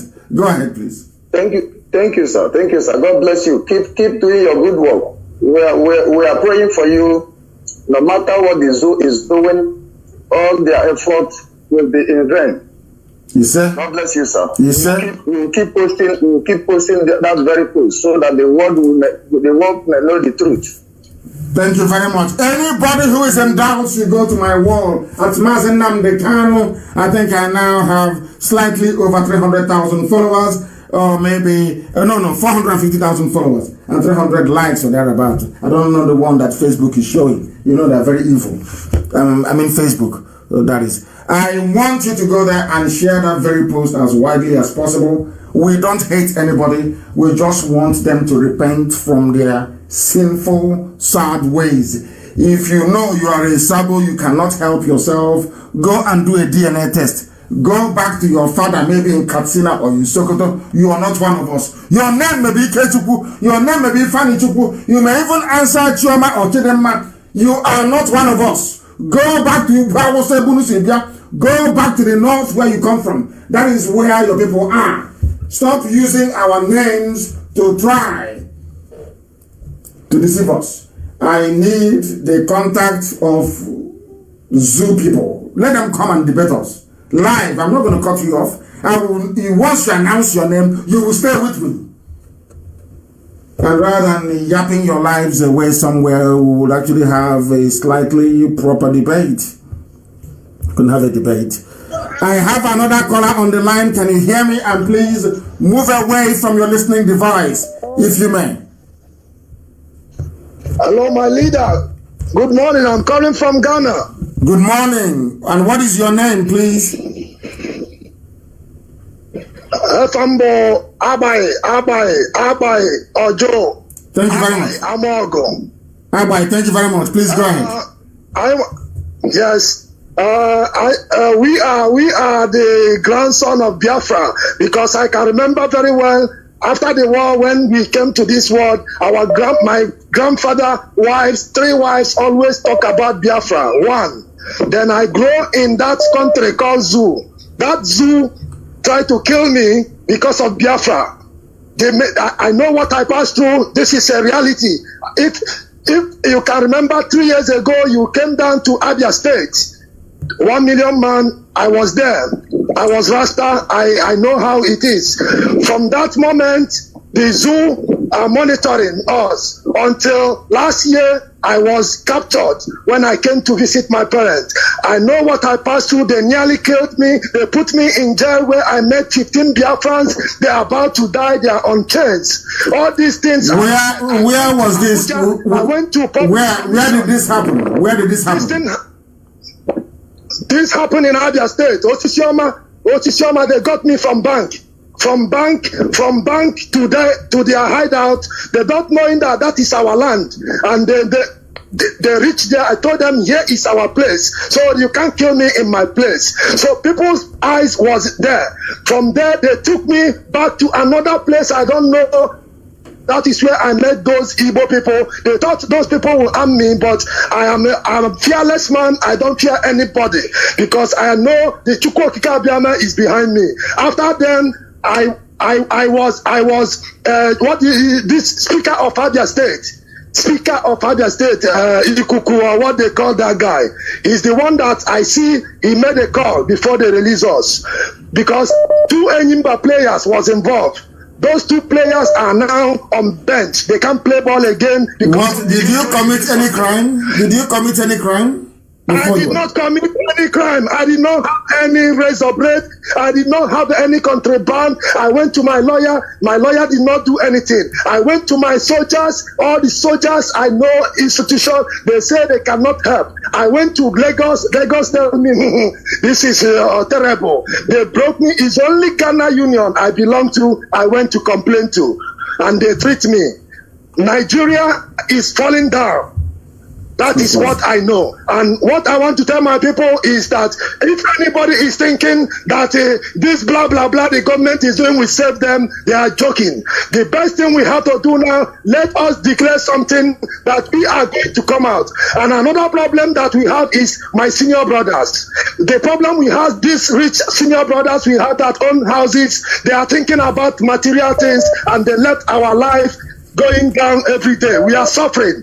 We are not that we can't do it. We can do it. But after all this pain, could you imagine that this zoo, I went to Abuja Public Commission and make complaint. They want to send me back to the zoo, to the place they harm me. That is where they are sending me back again, so that they can kill me. Then I left the country. As I'm talking to you now, my leader, I am very, very happy that I speak with you direct, because I've tried any way to complain to somebody who can feel my pain. I know what I passed through. I can identify this face to face to any place in this universe, because I don't know why life will be like this. If it is like that, if we cannot get Biafra, then everybody in Nigeria will be burned down. I said this, and so shall it be. Biafra must come this year, or we stop this suffering. I'm a father of people. I know what I've passed through. This thing I'm telling you, these soldiers are still there. They are full of these men. They told me face to face they are killing their brothers in Boko Haram. That company was written Charlie and Company. Me, I'm a special agent. I monitor Otisioma, that place they used to push fuels around that Abia State to Port Harcourt. Before it was Charlie and Company. Do you know that when they when they kidnapped me, that place was written in Arabic in our own state. In Arabic, it's written in Arabic. Oh my goodness. In Arabic, I swear to Almighty Jiko Kikabiama, my leader. I captured that one very well. I said, why? What is going on? Because 3 years I. Where was this? Where was this? Where did you see this Arabic sign? Where? This is in that Osisioma Junction, that place they claim they are building roundabout. That they call it 149 Battalion now. Because I complained about that thing on radio station. Maybe that is the reason they threat me. One. So all they can do is that they are building army barracks and police stations and checkpoints to Islamize us, to take over our land. In our schools, they are building army barrack. They bring innocent out. Oh my God, I saw a lot there. I detected a lot. But what I'm trying to say, my leader, please, these our brothers that own properties in foreign land, in their Fulani land, hold shares, that is our problem. Because last time I was telling my brother in abroad that this is what is going on. Very, very, very sad indeed. And we are going to do something about it. I believe there is a caller on the line. Can you hear me? The caller on the line, can you hear me? How are you? I'm very well, thank you, please. Go ahead. My name is Tochukwu Okoye.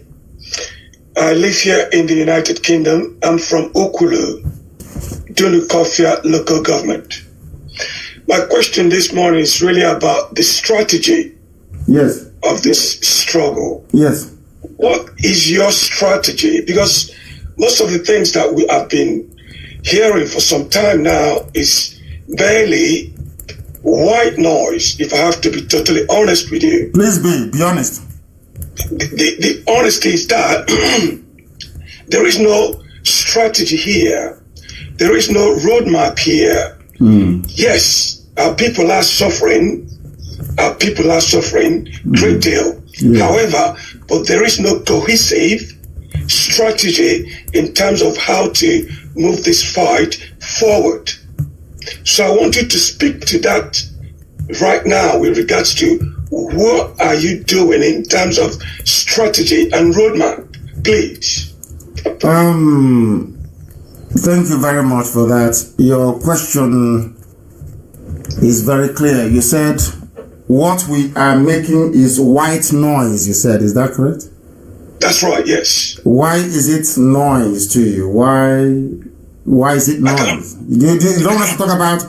let's follow this logically. I'm going to answer your questions, but for the benefit of our listeners, what makes it white noise? Just explain to me so I understand. Because there is so many things coming out. Mm-hmm. I don't know if you ever studied physical science. What noise is that noise when you turn on radio that goes shh? Yes. And that's what, to me, feels like coming out at the moment from this struggle. No, I don't understand. You call it white noise. That is, are you saying that people are not getting the message we are passing, or what? Are they not listening? Are people not joining? Haven't you been sort of how can I put it? Hasn't your level of enlightenment been increased as a result of listening to Radio Biafra, perhaps, or the activities of IPOB? There is information that repeats itself with regards to what the IPOB are doing. Good. There is a lot of repetition. I can understand the effective. Now, I want us to follow these things. Give me an example of repetition or the white noise in your understanding. What? Just be very tangible. Tell me that thing that we have done repeatedly that you feel. By white noise, I believe you're saying there are some things we are doing that is not yielding the desired result. Is that correct? No, that's not what I'm saying. That's not what I'm saying. What I'm saying is there is a lot of words. There is a lot of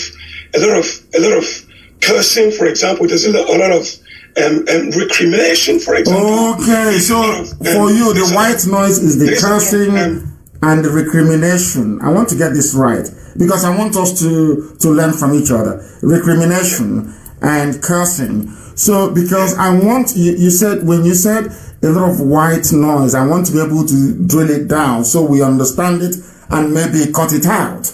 That's what I'm trying to do here. So by white noise, you said something about strategy. So you're not aware of our strategy or what we are doing? Are you aware of the impending special envoy to the zoo, Nigeria? Are you aware of that?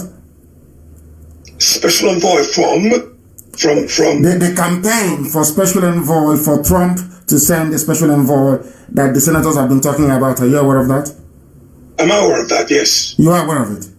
Yes. Which would you think made that possible? I believe it's the LNC. Oh, okay. That's what you should have said, that you're calling from LNC. That's very good. No, I'm not calling from LNC. Now, I want to ask you a question. What led you to believe that it was the LNC that did it? Because from your own presentations over time, there is not much strategy coming. I asked you. No, we'll come to that. We'll come to that later on. I'm asking you now again. I asked you who made that possible. This very clamor for special envoy. I asked you who made that possible, and you said it's LNC. And I'm asking you how. By LNC, you mean the Lower Niger Congress people? That's right. And they made it possible. How? I'm asking you a simple question. How? Because of the work, because of what I gathered from the work they have been done, they've done in the past, and what they are doing. And what is that they did in the past? What is that they did? Give us an example. Mr. Tony Nadi, according to what I've seen, has been to Washington, for example, to speak to a panel of senators there. With regards to for example, the religious persecutions in Nigeria.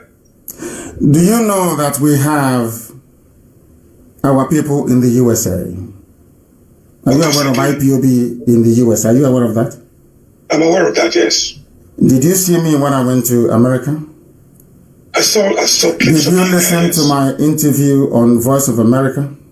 I saw it, yes. Have you seen my submission to the State Department and to White House? I have not seen your submission, no. Okay, I will try and send that to you also. Are you aware that our coordinators across the states in America are engaging their senators and their politicians over this very matter on a consistent basis? Do you know how far we have gone? That is what you're not I can't tell you, because if I tell you, people will subvert it. There are things we are doing that we cannot tell people. For example, a presentation that has no falsehood in it. How can somebody subvert a presentation which can easily be corroborated with the senators or with whoever that corroboration was done with. I will explain that to you again. If you allow me, I will explain that to you. You started by saying all you hear is white noise and lack of strategy.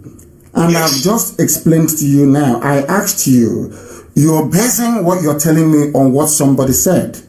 And I will ask you again. Really from my own research. No. Your own research. And I'm asking you, can you please make available to us NNC submission to any arm of government in the USA? Can you do that for me?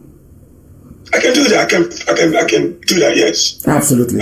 I would like you to please make that available. And let me ask you another question. Okay. Are you aware that we have people working for us on Capitol Hill? Are you aware of that? No, I'm not aware of that. Are you aware that IPOB spends over 100,000 every blessed month on this very quest to have our case heard and listened to all over the world by a very important government? Are you aware of that? You have said so. No, I have said so. Are you aware of the fact that even the zoo, I'm coming. Hold on. Are you aware that when the new U.S. ambassador to Nigeria took her position, are you aware that she went to Aso Rock to present her papers? Are you aware of that? Of course. Are you also aware? Hang on. Are you also aware that during the exchange between her and whoever they claim was Buhari, that the mask wearer on that very occasion complained about IPOB and what we are doing? Are you aware of that? Of course, yes, he has to complain. Now I'm coming. Now, if the so-called president of the zoo complained to the U.S. ambassador about IPOB, what does that tell you? It tells me that IPOB, I'm not saying that you're not having... No, I asked you a question. I'll ask you again. If the president of a country, hang on, I'll ask you again. I'll ask you again. You will answer me. However, my question is about... You've not answered my question. The strategy moving forward. No, you have not answered my question. I said to you again, are you aware that... Do you know the significance and the importance? Do you think that Nigeria as a country will come out to say that IPOB is giving us problems if we weren't giving them problems? Of course, you're giving a problem. I mean, there's a lot of groups that gives Nigeria a problem. Why did they mention IPOB then? Out of all the problems, I'm coming. Why did they mention IPOB? Are you saying we're a terrorist organization? Is IPOB a terrorist organization? No. IPOB is far from being a terrorist organization. But I'm saying that the effect you're having is obvious because there is a lot. So it is not white noise anymore. So this white noise is having an effect? This white noise you mentioned? What is behind it? That's what I'm saying. Now let me tell you what is behind it. Let me tell you what is behind it. Where we are going. Are you going to allow me to explain what is behind it? So you can follow it logically. Get a pen and a piece of paper so I can explain it to you. Now, thank you very much. Now follow this very carefully. We studied why we failed between 67 and 70. We understood that the first reason why we failed was lack of media. The narrative was being controlled by the Yoruba people that hated us very much. That's number one. Okay. Media, lack of media space or denial of media coverage. That's number one.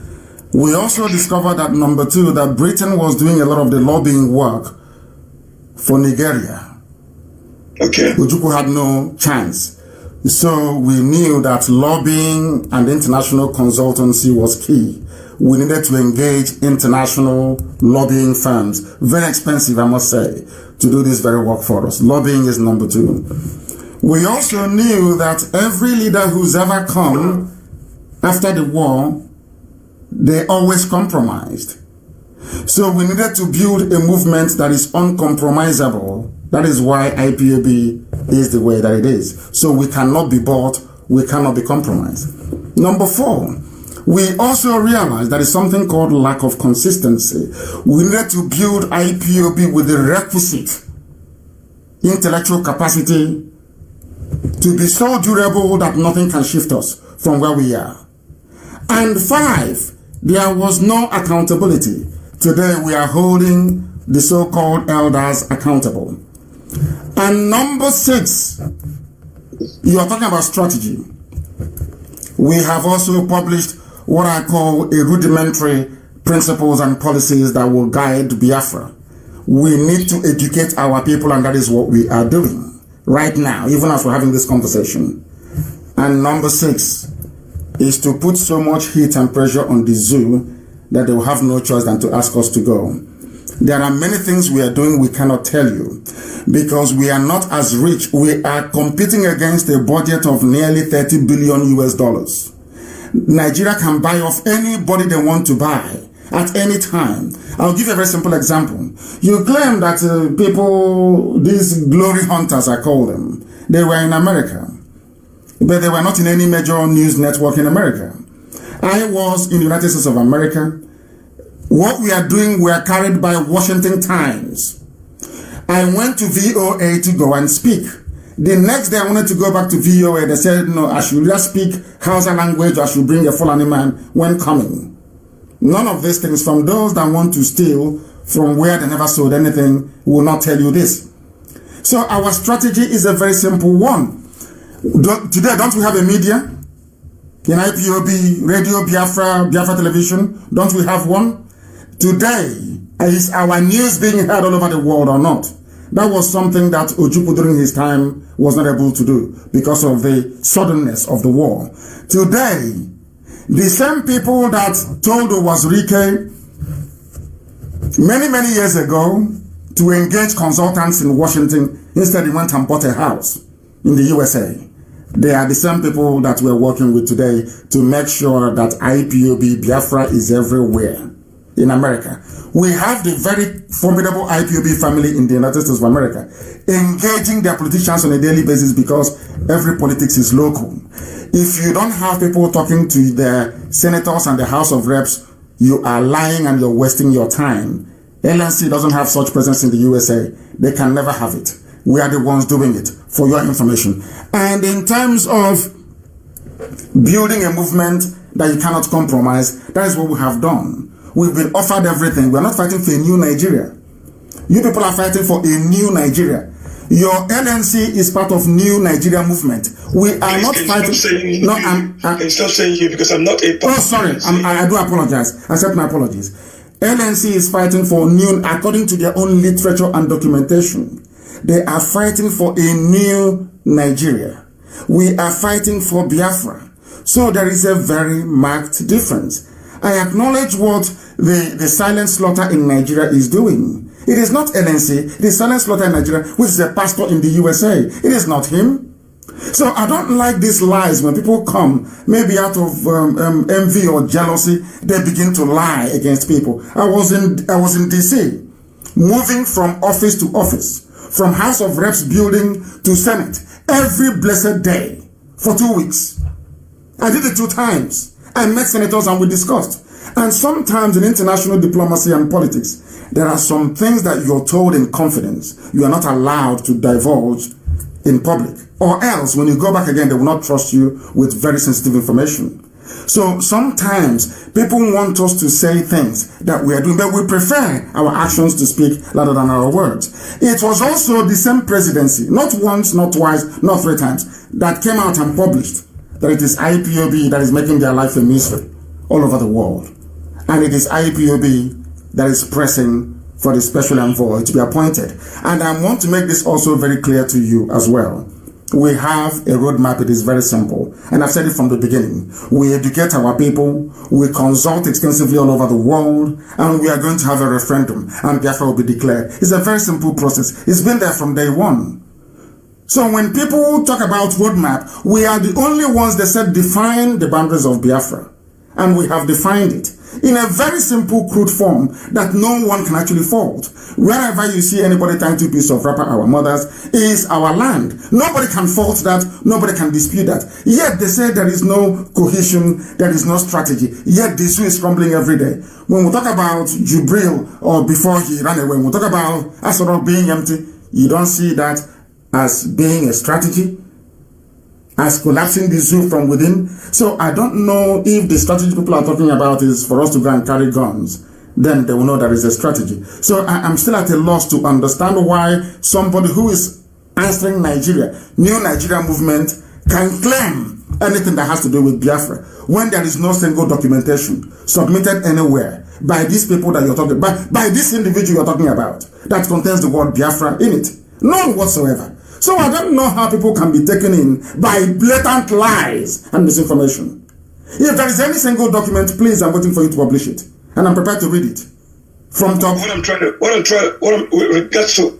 regards to that, do you think we as Igbos should be going this alone? Aren't we supposed to take those around us with us? So that what happened in the war wouldn't happen again. Do you want me to tell you how many people? I said it's not many things that we divulge in the public. Our DOS contains almost every ethnic nationality in Biafra land, and we're expanding it every blessed day. You have been, if you go online, you will see it. We are inaugurating new family units across Bayelsa on a daily basis. Ethiopia is there doing a very fantastic job. We are in Cross River. God that are begging us to come. You heard, before you rang, my dear brother, you heard somebody call from Asian saying we are Biafrans. You heard somebody call from Igala saying we are Biafrans. How can anybody fault such a strategy? Now, I keep asking you this question. I keep asking them all the time. Are you asking me to bear a name that has no resemblance to who I am? By the name you answer, I will be able to know who you are. People from across Biafra land are identifying all the way to Bini, and people are still coming out and asking again, take everybody along with you. When you hear them speak, you heard them speak this morning. How can you say they're not with us? Of course they are.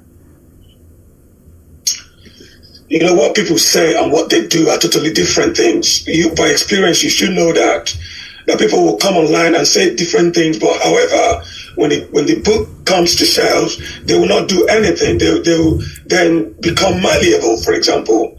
So but I'm looking to see what documentation is there, what agreement is there with regards to these ethnic kingdoms that we are supposed to be working with. Let me tell you something. I don't want to make, as I told you before, the reason why sometimes we are circumspect about how we approach these issues are these. We know how intimidating and how frustrating the zoo can be. If you announce somebody who is doing something for you, say for instance in Ekoi or in Ejayam or in Efik or in Oron, the next day the local DSS will pay them a visit. You understand that very well. So there is not a lot of, some of the things that we do is not in the public domain. But if you go to those villages and those towns, you will understand. That is why when we call for a sit at home, people sit at home. When we call for a national strike, people listen to us, they obey. Because they are IPOB all over the place. They are Biafrans and they identify. There is no need, or should I say, when the time comes, you will see documentation. But that time is not ripe yet. Our enemies want us to show them our hand so they can go behind and sabotage our efforts. There are people going behind our backs, gossiping the same way they have lied to you and gossiped to you. And I've asked you people this thing before. This LNC that you mentioned, have they held any national convention before? Where are they? Who are their members? How can you have a movement that has no membership? Only one person is the Secretary General, is the President, is the Vice, is the Treasurer, is everything. One human being supported by the zoo, given money by those that I know in Lagos. Do you understand me? I'm now asking you this simple question. You are in the UK or in America. Where are you? I'm in the United Kingdom. Is there any LNC in the United Kingdom? No, there is none. Is there IPOB in the UK? Yes, there is IPOB. Is there IPOB in Germany? I believe so, yeah. Is there IPOB in Hong Kong? I believe so. Is there IPOB in Indonesia? There are. Is there IPOB in Australia? I believe so, yes. Is there IPOB in South Africa? I believe so. IPOB in Canada? Yes. IPOB in Brazil? Yes. IPOB in Venezuela. Yes. IPOB in Ecuador. Yes. IPOB in USA. You see, my dear brother, if our strategies are not working, we will not be all over the world. We are a monster. IPOB is a monster. And we swallow our enemies and the zoo is crying. We welcome every view and every opinion. As long as you do not make them with malice or with jealousy, we would listen to you. Biafra land belongs to everybody from Igala all the way to Opobo, to Izon. I don't need to beg anybody to be part of their own family. I speak it to you. I don't beg you. I will tell you the truth. That is why sometimes you come across, as you said, as cursing and unreconciliatory or sometimes abusive.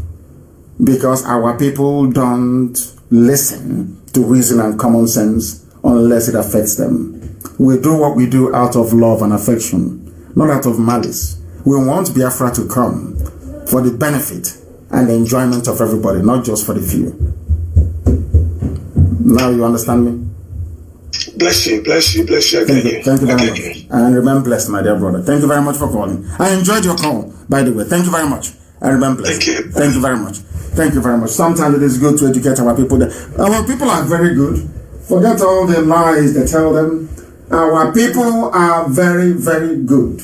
They're very good. Once you educate them, they understand, they see the truth. That is why Biafra will stand, because Biafrans are truthful people. They don't believe in lies. We are truthful people. I have a caller once again. I want people like that. Our brother that just called from the UK. We want people like that, doubting Thomases, to come forward. The caller, can you hear me? He's not listening. He is not paying attention. I have to cut you off. We have come very close to the end of our program today. We have come very, very close. Our people sometimes, I'm not upset with people like that. He is speaking how he understands, but when you explain to them, they always understand. You know. The caller on Skype, can you hear me? Yeah, I can hear you. My name is Chijoke Okonkwo from Imo State. And where are you calling from? I'm calling from Indonesia. Thank you very much. Please go ahead. Yeah, I really appreciate the great work we are doing. I just have a contribution or something to say, but before then, I want to ask one question. Go ahead. During the Biafra existence, during that year, did we have Biafra passports? Yes, we did. Okay, this is what I actually want to know. We did. And I also want to, if some people use that passport, were people able to use it to travel then? Yes, of course, people traveled with it. Because Chief Justice P.K. Nwokedi that Ojukwu sent to Bulgaria to go and look for help, and all Biafran diplomats, they traveled on Biafran passport. We had diplomats during the war. We had diplomats.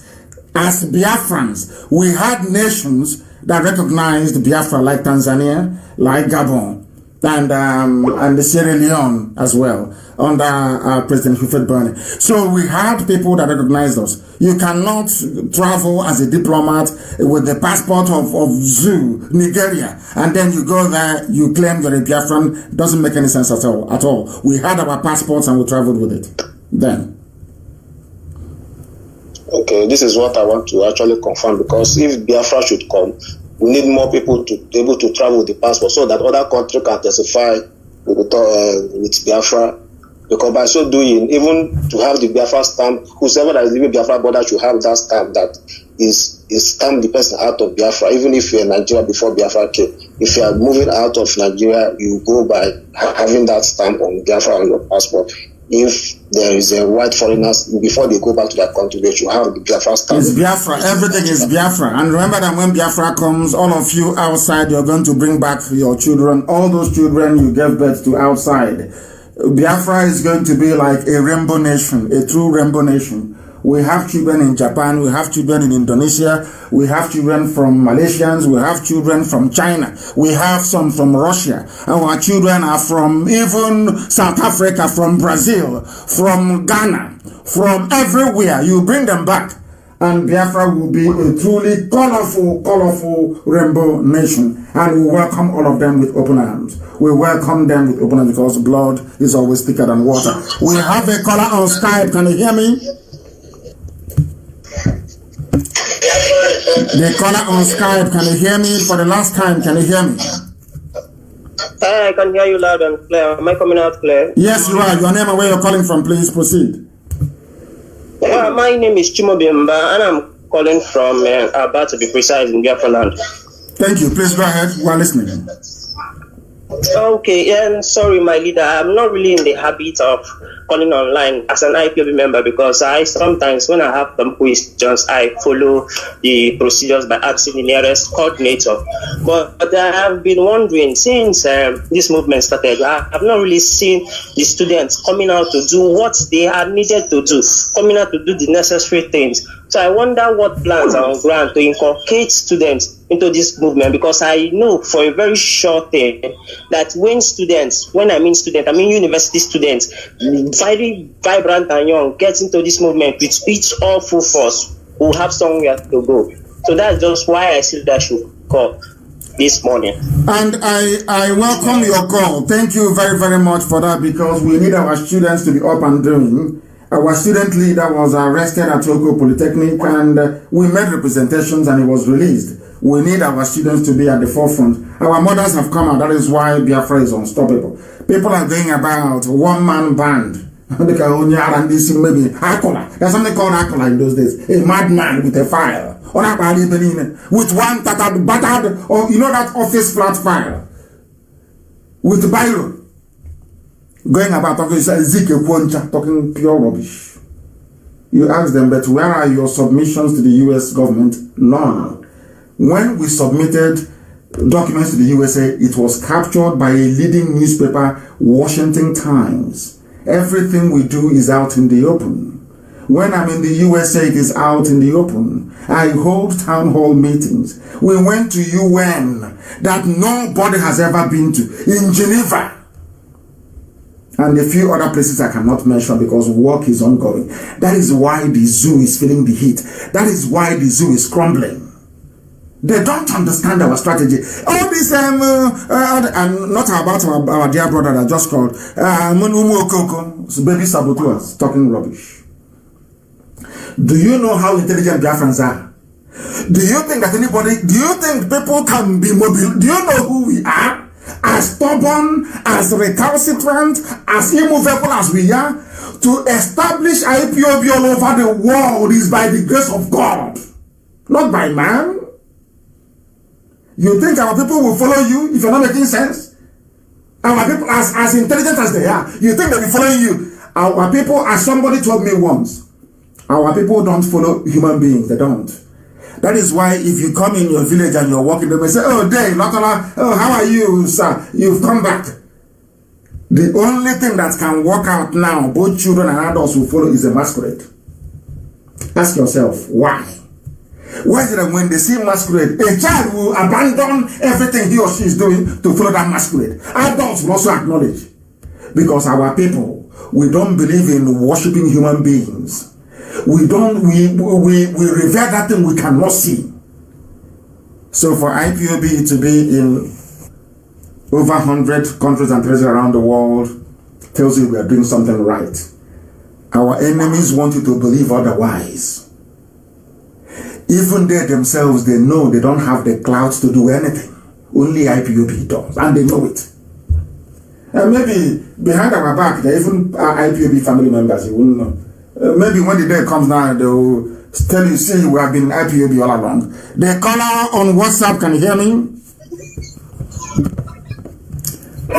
The caller on WhatsApp, can you hear me? For the last time. Somebody called and they're not saying anything. What a shame. What a very big shame. The caller on the line, can you hear me? No. This man keeps calling. He doesn't even listen. He just calls and calls and calls. The caller on the line, can you hear me? Yeah, I can hear you properly. Please, your name and where you're calling from? My name is Chidebere. I'm calling from Doha. From Doha. Yeah. Is there IPOB family in Doha? Yeah, they have, but I'm not yet there now. I am waiting. Even in Doha, we are there. IPOB is in Lebanon. IPOB is in... Oh, these people, they don't know how big we are. Please go ahead. Please go ahead. So there's something I want to ask you, or what I want to ask you. The issue of this IPOB. There is something they normally do, which I think I should ask a question about. Yeah. Go ahead. Whenever you say something, you go extremely mild to prove it, to give facts and figure.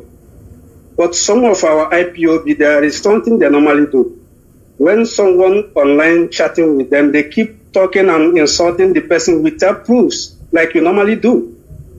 Because why I'm saying this, I have tried this so many times and it worked for me. Whenever I'm discussing with people about Nigeria and the IPOB, the way things are going, and Nigeria need to be divided, so they disagree with me. But when I present those facts and figures about them, give them the reasons why Nigeria should be divided, at the end of every conversation, they come back to agree with me that Nigeria need to be divided. Even Yoruba people, like last week, I had a conversation with a Yoruba man. At the end of everything, even he went ahead to give an example with India, that Indians as population as their population are, meaning that they are not even talking about dividing their country. I said no, Indians were once together with some other countries. Later, those countries get their independence and be on their own. So at the end of the conversation, he agreed with me. But some of our IPOB members, especially those on Facebook, they fail to do some of all those things. Rather, they keep insulting people without giving them the reason why they should join IPOB, the reason why they should fight for their freedom, the reason why they should divide Nigeria. So I want to ask you, what can you say about those people?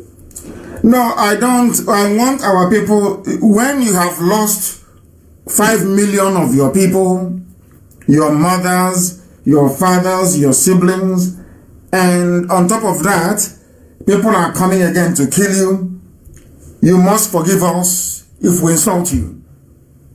Because we don't have time to start massaging issues. Of course, it is my job and the duty of the officers of state to explain. But some people don't have that because they expect you to know. If you don't know, then you're a fool. I used to have that type of mindset. If people are, Fulanis are in your village killing people, and you want me to come to bring bread and the sardine and the tomatoes to you before you listen to something that will make you to be alive. So at least you can understand our frustration when sometimes we find it very difficult to comprehend why certain individuals don't do that which is right. But I accept what you're saying anyway. We must explain. We must explain. And we must explain to people. Very, very critical and very, very important. And I thank you very much and continue doing it. And you must join the family there. I have somebody on the line they've been trying to call. I called them back, yes. Lawrence, can you hear me? Yes, I can. Please give us your name once again and where you are speaking from. Oh, well, my name is Lawrence and I'm calling from El Paso, Texas. Thank you very much. And why have you decided to call this very morning? Are you a Nigerian? Who are you? Please explain to us. Oh, well, I'm actually Black American. I DNA tested about 2 years ago and I found out I was of Igbo descent. So that's my story. You did a DNA test and you found out that you're from Igbo land. You are from Igbo descent, is that correct? Yes, sir. And you are not a Nigerian that emigrated to America. Your parents did not emigrate to America. You're you're African American, is that correct? Yes, sir. We've been here since 1816. 1816. Your ancestors left the holy land of Biafra to as captives to America, and you DNA tested, and you found out that you are Igbo. And I say, may God Almighty in heaven, that your ancestors worshipped, and which you shall worship one day, guide, protect, and keep you. Please go ahead. What do you want to say? Go ahead. So my question is, I believe a couple of radio messages ago, I heard you say that the reason why Black Americans aren't treated with respect in the whole George Floyd thing was because we don't have a country in Africa to be proud of, to look up to. Absolutely. And it really stuck with me. It stuck with you because it's the truth. So my question is, what can Black Americans of Igbo descent, because I'm not the only one, there's many of us who are actually becoming awake by the fact that we have a lineage in Africa. What can we do to help our people get Biafra? What we are going to do to help us get Biafra, I'm going to put you in touch with our people, your flesh and blood, your own brothers and your own sisters, so that you can become a face and rally those of them of Biafran descent, Igbo, Efik, Ibibio, Izon, that we are taking to USA. I cannot wait for Biafra to come because of people like you. I want every Black American Igbo descent to come back to Biafra land to stay. There is enough land for everybody. We will build tall buildings, we will build skyscrapers, so it will accommodate everybody, so that all the killings and the humiliations will stop in America. As soon as Biafra comes, you will see that the humiliation will stop. You don't see them killing South Koreans or Koreans, as a matter of fact. They no longer kill Chinese people. Nobody kills Japanese people. Nobody kills Singaporeans. Nobody even kills Malaysians. It's only Africans they are killing because there is no Biafra. As soon as Biafra comes, all of you are coming back home. But before then, you have a lot of work to do.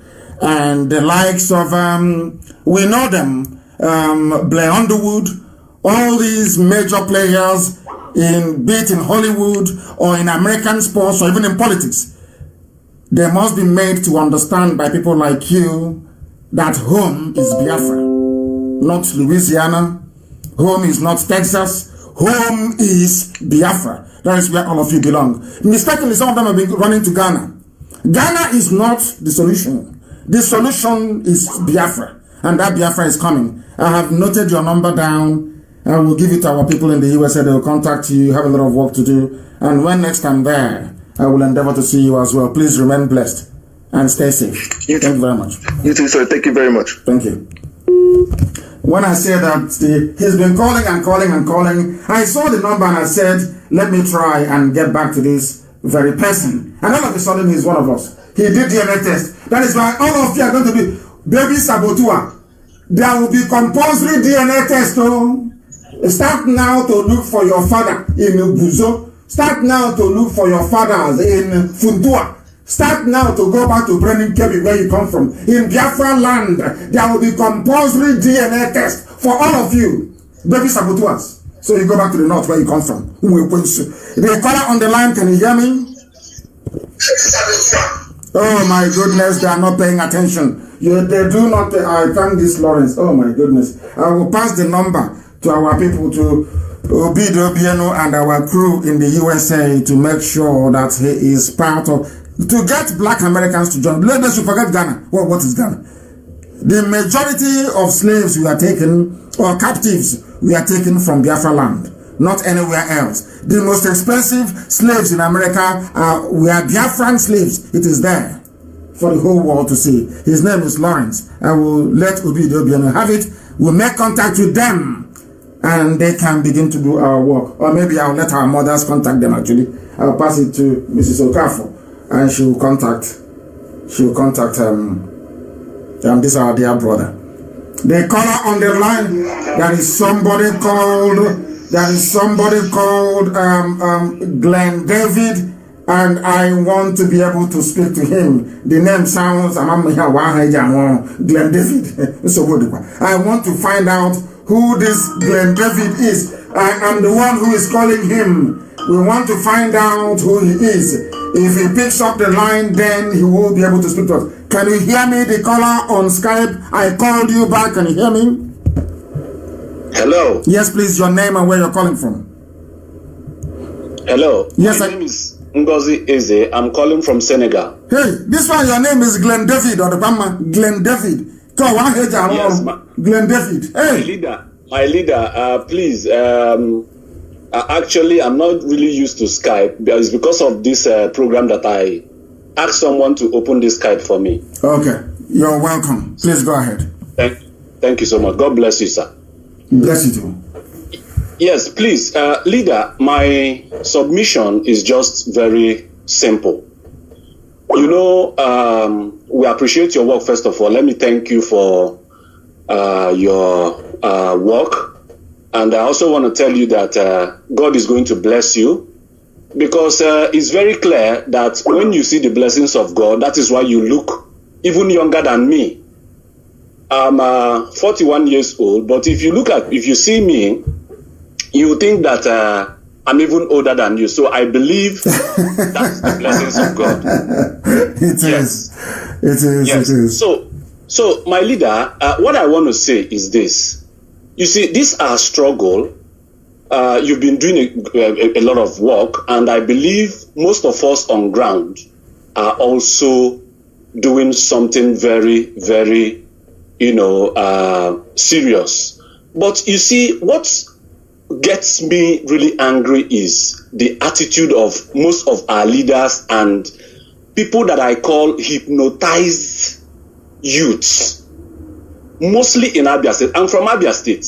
I'm from Bende local government. Yes. And I see things that are happening. You see a situation whereby people are dying because of poor health situation, because of poor pollution, environmental pollution, mostly in Abia State. And you see somebody that is a graduate, who claims that is a graduate, he will say, continue, ride on, my governor.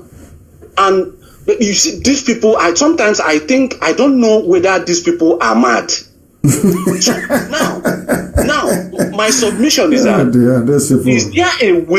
is there a way we can, I don't know whether it is safe for me to say this thing on air, but I have to say it. I think this march to freedom has to start within our communities, right inside our houses. Let us figure out these fools. I call it Nderi, people that their brains, of course, the people that have hypnotized these youths, they know what they are doing. These guys are so evil and wicked. What they just need are those crumbs coming out from the pockets of the alamajiri, the janjaweed. So this march, I want to submit that if there is a way, if there is any strategy that can be put in place, maybe, in a secret way or whatever, let us begin to fish out, because my unit, my IPOB unit, where I took an oath in Iguacha, if you are not an IPOB person, if you're a landlord there and you're not IPOB, we don't trust you. You don't come to our meeting, even the community meeting, you don't come. And we tell others that this person is a sabo. It's as simple as that. We don't care what you think. We don't care however you want to look at it. But the truth is that for we to trust you and give you any sensitive position or responsibility, you must be an IPOB person. Because we have Fulanis that are living right behind us, where you have the Pamo Medical School. And we got information that the owner of that school, still our brother, former governor of Rivers State, Dr. Peter Odele, yes, have, filed, some suit in the court for that. There's a cattle market right behind that school. Mm-hmm. And sometimes we get information that these people want to invade us. They are going to invade, not they want to. They are going to invade. Anytime soon, they will invade. Anytime soon, they will come and invade. Yeah. And there's nothing anybody can. And some people say, oh, give us respect. We are elders. Respect our elders. But your friend is slaughtering us. Then what is your job as an elder? Explain that to me. You are an elder for a reason and for a purpose. And Fulani Janjaweed are coming in, they're killing us. You are saying, oh, we are elder. Trust us. Just like you said, you see a politician. I say this to people very clearly. Ike Premadu was given money to build his, he claimed his construction firm. Jonathan gave them money. The money meant for Iguacha Enugu Express Road to be rehabilitated. A road built by Shagari and Mbakwe and Wobodo. Asked them to please, can you fix this road? He pocketed the money. And somebody that went to university, acquired first degree, second degree, PhD, LLD, SMC, all the rubbish, is writing and saying, don't insult a grandmother. You people, you have derailed. You don't know what you're doing. But he went to school. And I said to them, the only question that I said to you is, can you ask your grandmother what he did with the money that Jonathan gave him to build Enugu Iguacha Express Road? Nothing. And because he pocketed that money, the Janjaweed, the Fulani, they know that is compromised. So he can no longer speak against Fulani headsmen killing people in Enugu. Do you know why? Once he opens his mouth, they'll tell him, we'll probe you. We'll make public all the money you have stolen. These are the things that our people don't understand. It's not that we hate anybody. We are saying, as you quite rightly said, once you're contaminated, please stay out of the way and allow us to proceed on our journey. Thank you very much for calling. We have stayed, I think it's nearly 2.5 hours now. Baby saboteurs. Some of you, I say, people are just making me laugh. I'm reading some comments on my page. They're saying that some of them, their father is in Cameroon. If you know your baby saboteur, start now to look for your homes. Some of you are from Niger Republic because we have some soldiers from Niger come to fight between 67 and 70. So some of you are from Niger Republic. Go and look for your family in Niger Republic, Niger Republic. Some of you are from the Cameroon. Go and look for where your father comes from, the Cameroon, because there will be compulsory. I want to prove this thing to everybody, that there is no genuine, full-blooded Biafran who is not a lover of freedom. None.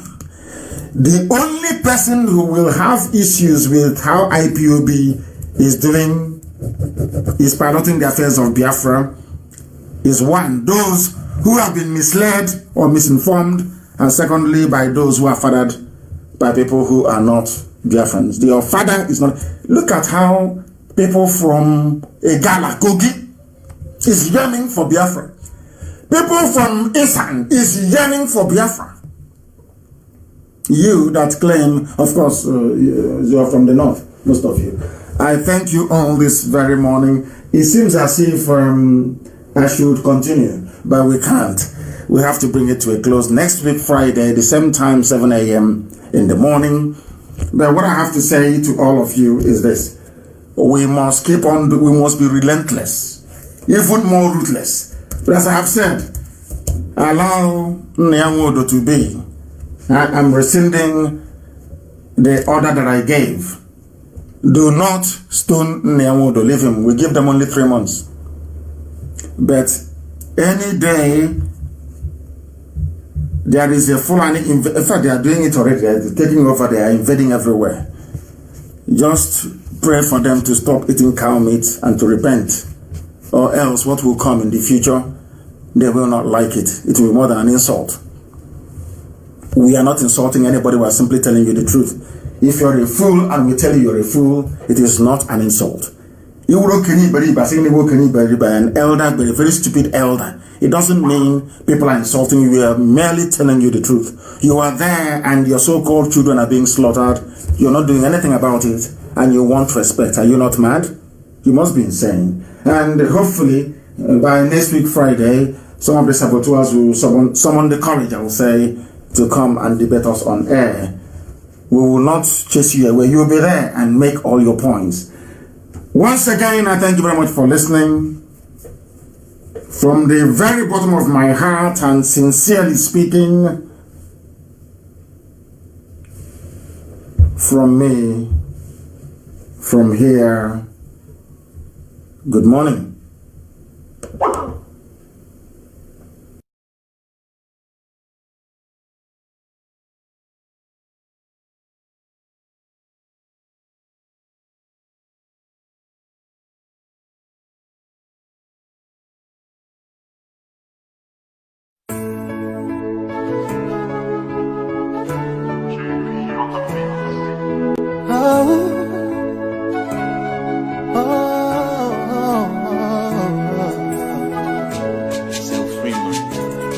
Oh yeah.